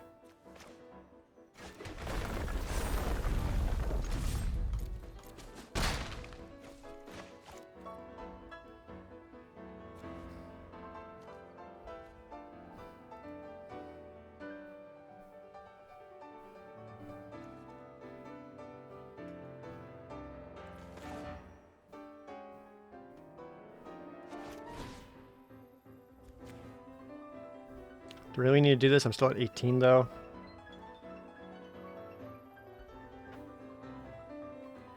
I'm going to. They've already stumbled a bit, and I feel like I need to capitalize on that. Like, if they're going to keep missing land drops, I need to kind of punish. There's an extra takedown. That's another removal spell.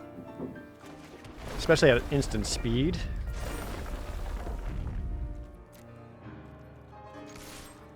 Which is great is once I have Gnarly Colony out, the Fearless Fledgling also becomes Trample.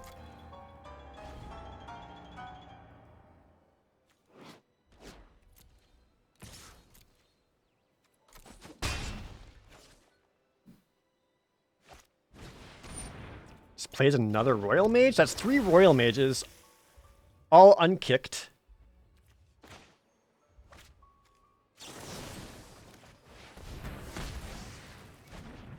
It's kind of a tempo play there. Play the land, make a 4/4 flying, get in for 4.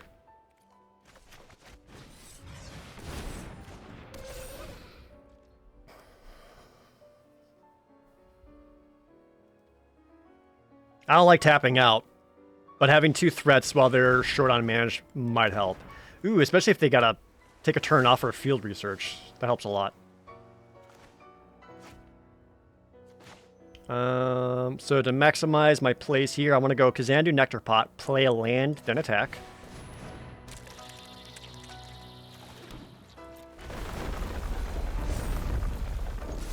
Extra life is great.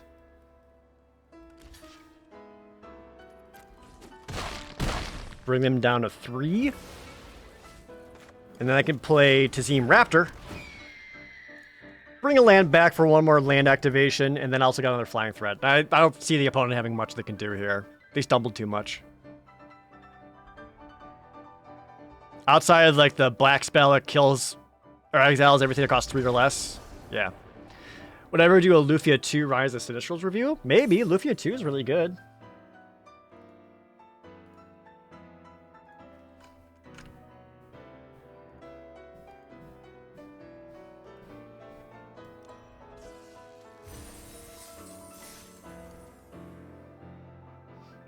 Got 4 wins already. Yeah, I feel like this deck doesn't have this deck doesn't feel like super exciting to play, but I think it's just consistent.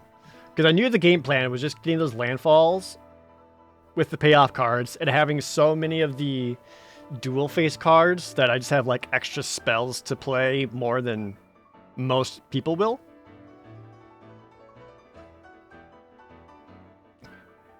Now, one of the wins was like an opponent getting completely land screwed when they were white-black. But still.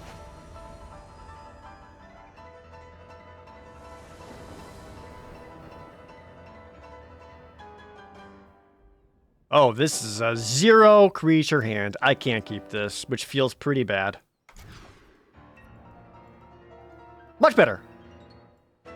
Extra lands. Got the Root Grazer. Got the Myriad Construct. Ba-ba-ba-da-ba-ba.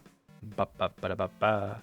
Da-da-da-da-da. I think we keep this and ditch the Dauntless Survivor. Blinden. How many creatures am I playing? This deck has 17. So to help make sure I got basic lands to play with the Root Grazer, I think I actually just could play this guy tapped. Because I really don't need a 1/3 gain life early on. Ooh, the Florahedron is nice, though. Especially when my opponent's going black-black.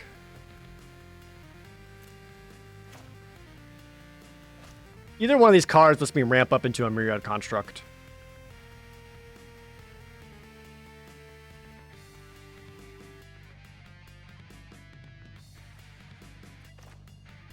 I'm going to go with the Tangled Florahedron. Opponent having black, stuff like Feed the Swarm is so likely. Have they remade Lufia 2? It did get a couple ports. I don't know about full-on remake.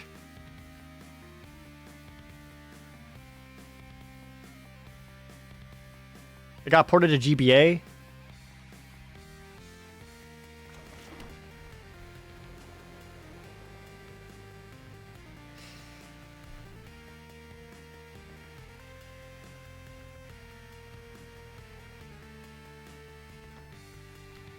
I think I actually like playing the Root Grazer now. It can't get countered. And I have the Sajiri Shelter to protect it.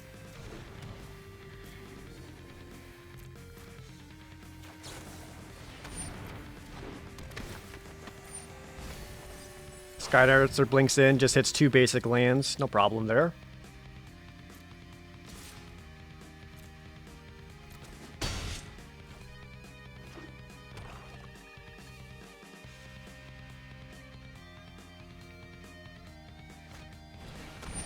Gets a Skyclave Sentinel. Oh. There's some extra options.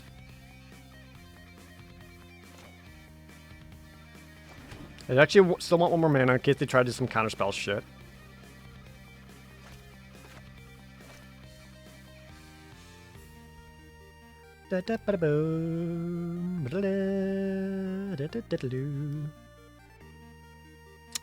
Probably I should have played a forest last turn, didn't I? Yeah, I wanted the forest because I want the plains to be untapped. Dang, screwed that up. Because then I could have activated the Root Grazer to play a plains and then have like Shijiri Shelter ready. Oops, wrong one.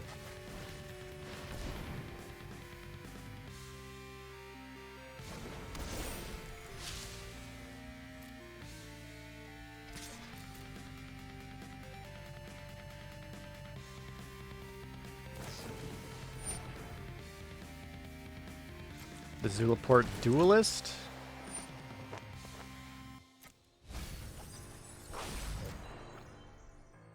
Okay, guess we're just kind of playing defensive with like a kind of a mill plan.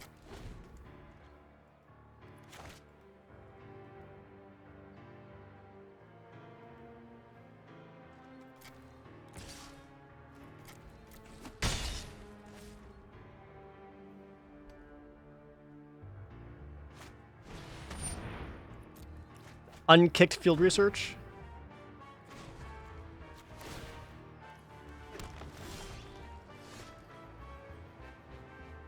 Also got a T-Team Raptor.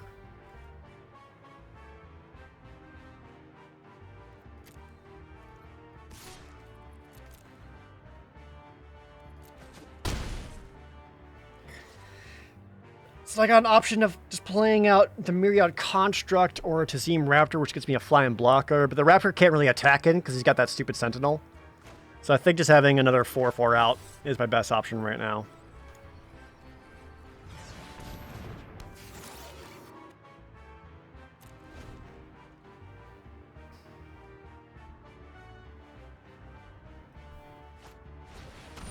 Another field research.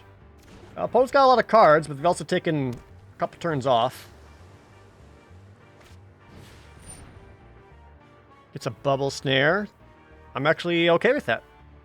Because I can always use Shijiri's Shelter to remove it.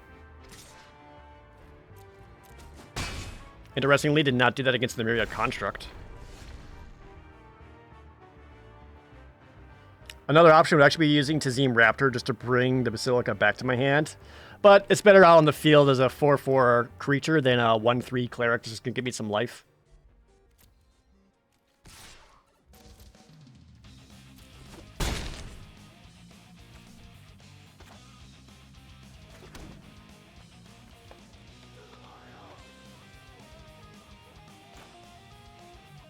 I could have played that better. I could have played Tazim Raptor, bring the planes back to my hand, then put the planes back out. I mean, I still can with the Root Grazer. Yeah, maybe I do that.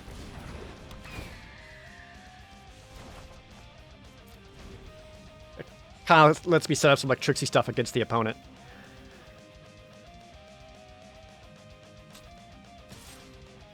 Not really getting super strong stuff to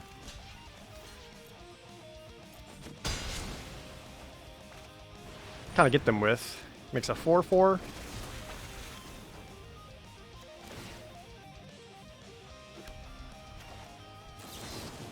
Give this protection from blue till end of turn to get rid of the Bubble Snare. Oh, perfect. We'll do the Kabir takedown first, take out the Falconer, and that sets me up for good attacks.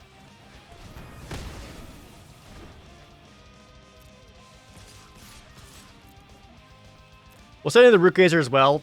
His value is kind of done.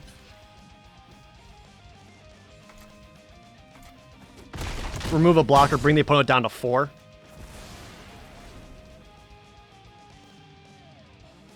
I kind of hope I get a spell to target the construct with, because if I get having 4 1/1s is harder for the opponent to deal with than 1 4/4, which kind of forces them to use the removal spells on the Basilica land.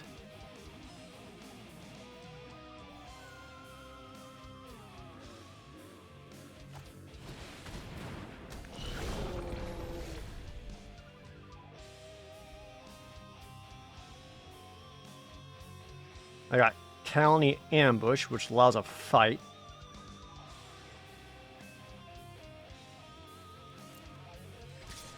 They would need to double block here in order to stop them.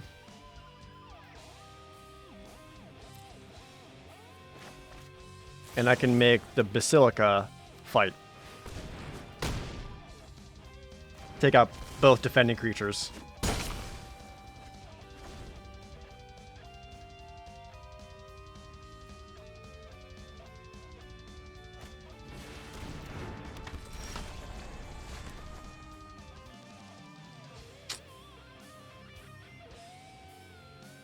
It's a 4/4. I really can't do much against. I really don't want to trade those out. Opponent still has 4 cards left in their hand. That's only going to help them.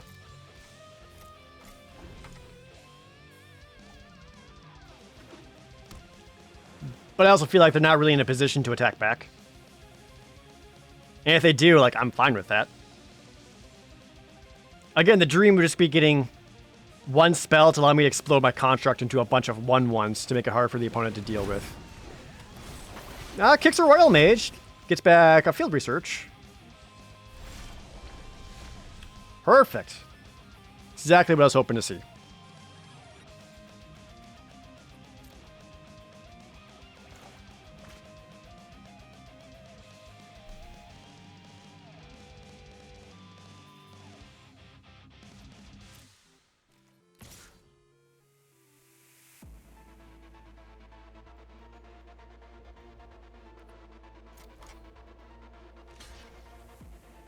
Really? I offered a trade and you said no?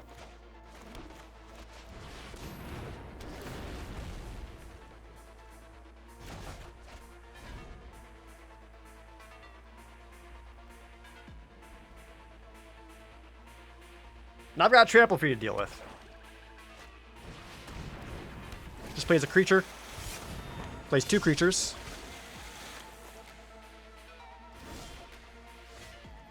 Oh, beautiful. McKindy Ox. Which allows me to play a land, tap down the 4/4. He would not have enough blocks to defend himself. Level up! Didn't know you could bounce mortal cards? Oh yeah, it's one of the best ways to use a Magudri. Because like you play them early on, and if you know you got ways in your deck of getting them back into your hand, you don't have to be worried about playing them out. Especially for the high value ones, like the stuff like protection or the fight spells or whatever. Deck doing better than expected? Well, it's kind of like we said earlier. It's not like a super flashy deck. Like it doesn't have like a bunch of like crazy payoffs or rares or mythics, but it's super consistent, and I just have more spells that I can play out than normal, thanks to all the mortal cards that I have.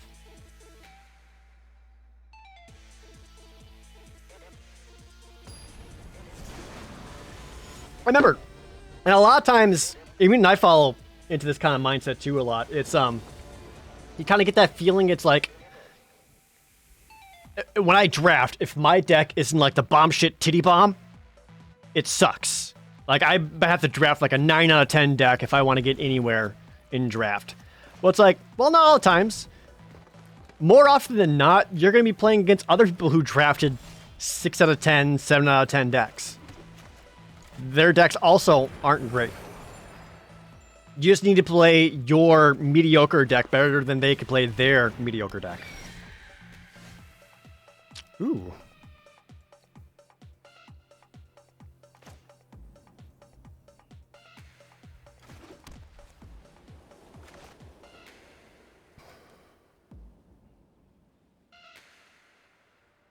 I think I just play a Tazim Raptor now, because it is a 2/2 that can stop that Fearless Fledgling. Another option is actually keeping my lands untapped to like Broken Wings it. I should have attacked first. Which, I might as well. Yeah, they don't want to block and lose their Fledgling.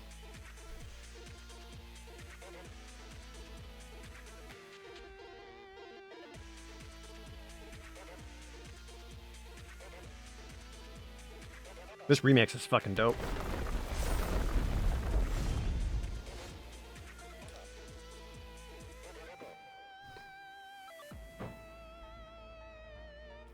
The missing a land drop feels bad.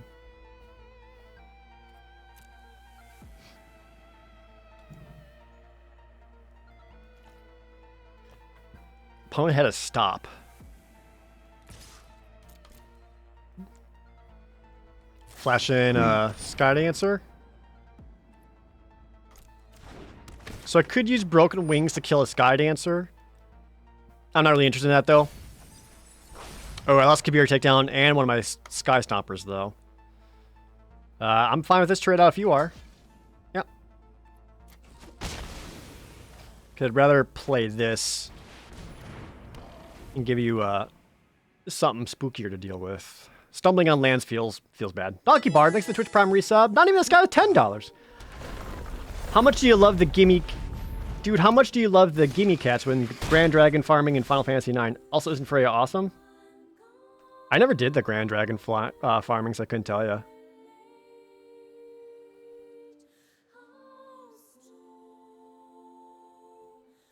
So this is another... We have another choice here on how to handle this. I like actually going the Tazim Raptor. Allow me to bounce back up planes. Play the planes. Give the Prowling Felidar +1/+1 counter, and then attack in.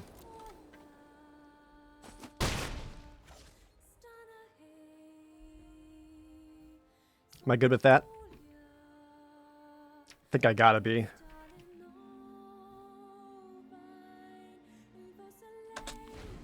Yeah. With the lack of my landfall deck not hitting lands feels pretty bad. Ooh, okay.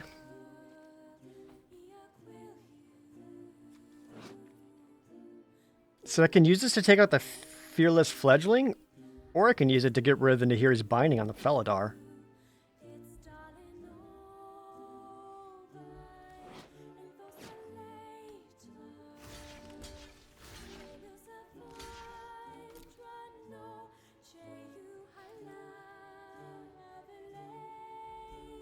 I don't know if this is the right choice. Ugh, feels bad.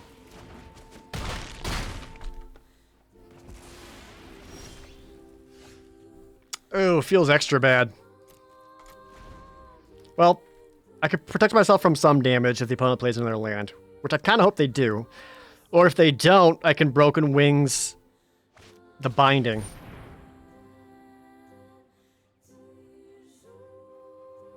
Damn.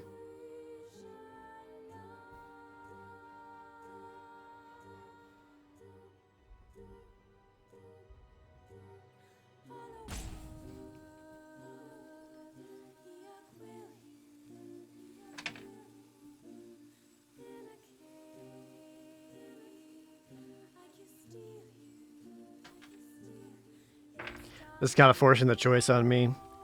Because a smart opponent would get rid of the Broken Wings. Which I think I just need... I'm fine losing the other ones, but I think I just need to respond and... take this back. Because I gotta be able to at least stop the Shadow Cat and start protecting my life total a little bit. And if my opponent starts missing land drops, I can then at least start blocking the Fledgling. Which they missed land drop, okay. That helps. So it would have been a dead card otherwise. Oh my frickin' god, okay.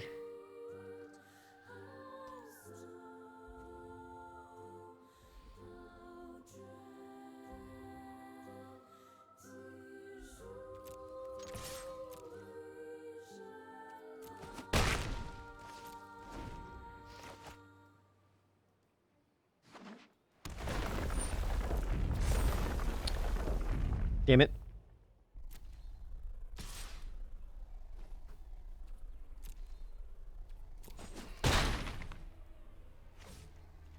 Not super certain I can get out of this one. Unless I really want to gain 3 life. I think I actually just play this. Get the +1/+1 counters. I might be able to top deck like a Rapid Bite or a Fight.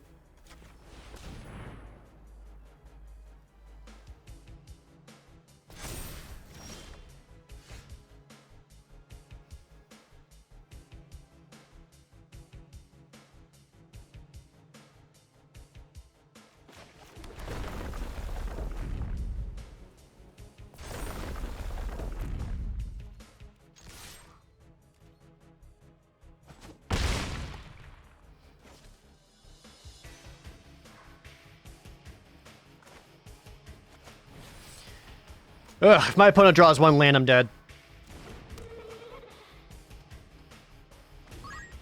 Zendikon for a blocker.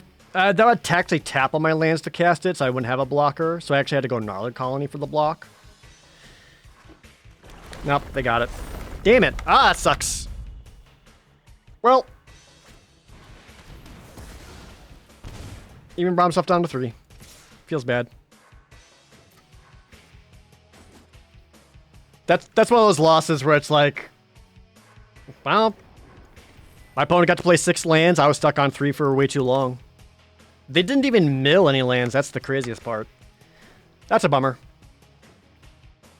I would have liked to have gone like 7-1 with this deck, but not much I can do about missed land drops. Just move on.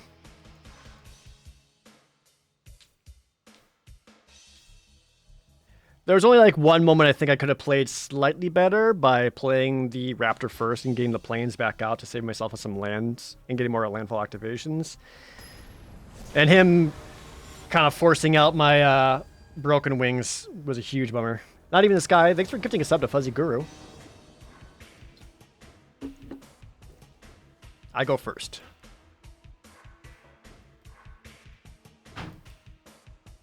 Ugh.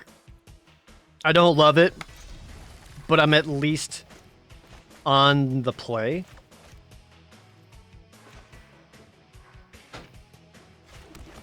I'm not afraid to play this, the Colony Bush, out as a land, because I have the Zendikon to get it back with. Especially if I'm not looking at getting early plays. Yeah, I'm just going to do that now.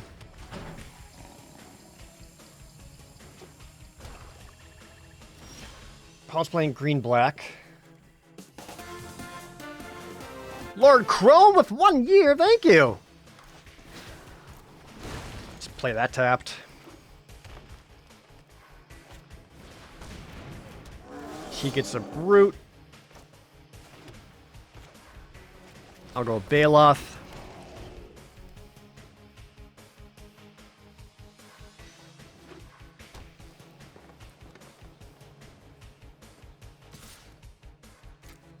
Not gonna block here. The black represented just means it's gonna die. Which is okay. Because with a 5th land... So I actually have, again, the options. I could actually go the Zendikon to attack back for 4 right away. Which might be the right choice here. Because if they have another removal spell, I'll at least get a spell back into my hand. I am hurting on everything else, though. I think just going the McKindy Ox. Because this stops the 4/4. I'm kind of okay with drawing whatever removal spells they have out. Because stuff like Kazandu Stomper is going to be a great win condition.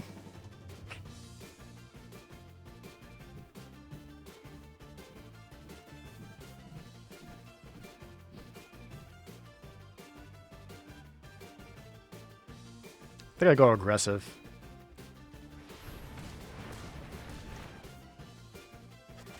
Put the Zendikar onto the territory. Give myself 2 4/4s. We'll play this tapped, allowing me to tap down the Gnarlid colony and attack him for 8.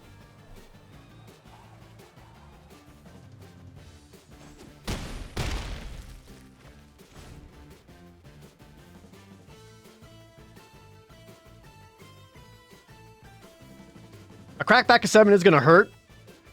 If I get 1 more land, that allows McKindy Ox to tap down whatever.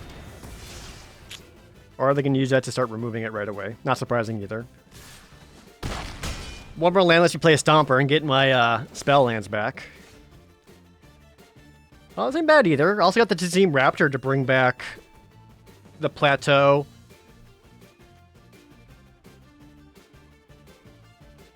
And that's pretty much it. Oh, I always forget. This is still a mana. I can use this to cast stuff.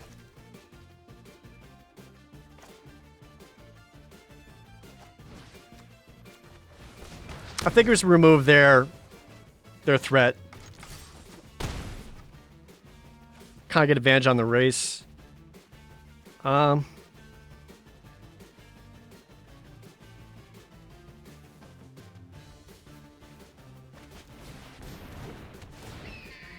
think we actually just bring the planes back and just replay the planes. Just have 1 untapped land represented.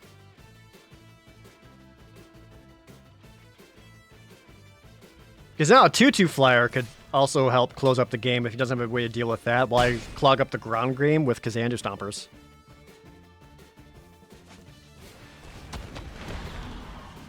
Fine Cat goes a card. Black Bloom Rogue is a 2/3 menace.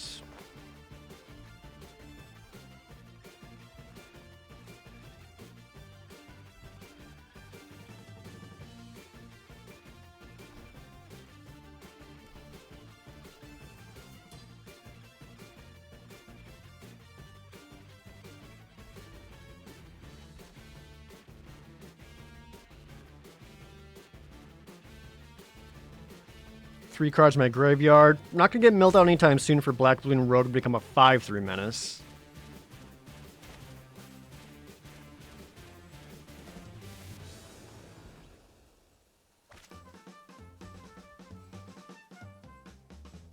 I can't decide if I like just putting out a Stomper more than anything else, which I might. My other option is playing Dauntless Survivor, putting the +1/+1 counter on the territory, attacking in as a 5/5, which would force double blocks for them to kill it, and I have a Tazim Raptor to cost slow them down. I definitely need to get a creature out. I could also just play the Dauntless Survivor, put the counter on the Tazim Raptor, swing in, bring him down to 5, and then have 2 ground blockers left. Basically, do I want to pressure the opponent or just... Not sure what I'm feeling right now.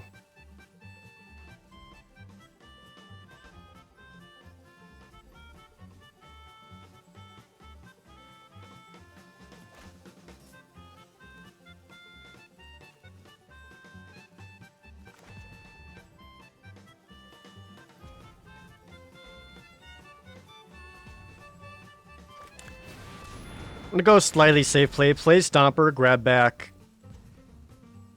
the takedown.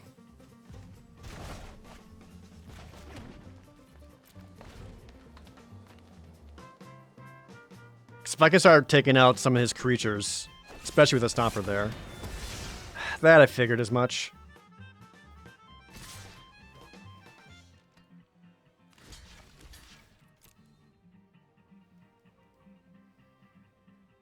Do you have a pump? Don't pump me to death. Come on. God damn it. Ah!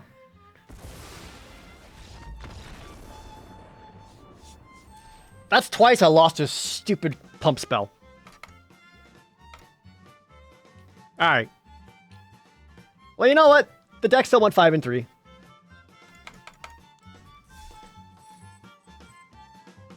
I think maybe some like more defensive plays at certain spots, but it helps more, especially in the first game.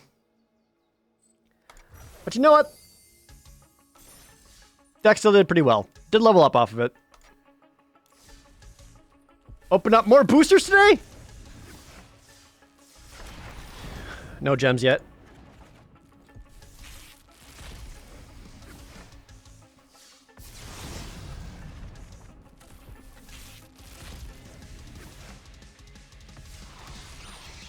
I do like this set quite a bit, though.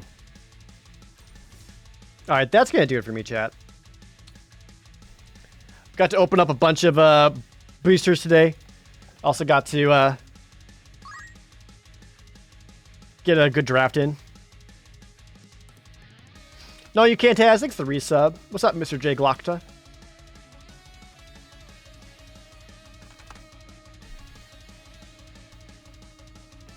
Reminder, no stream tomorrow. Not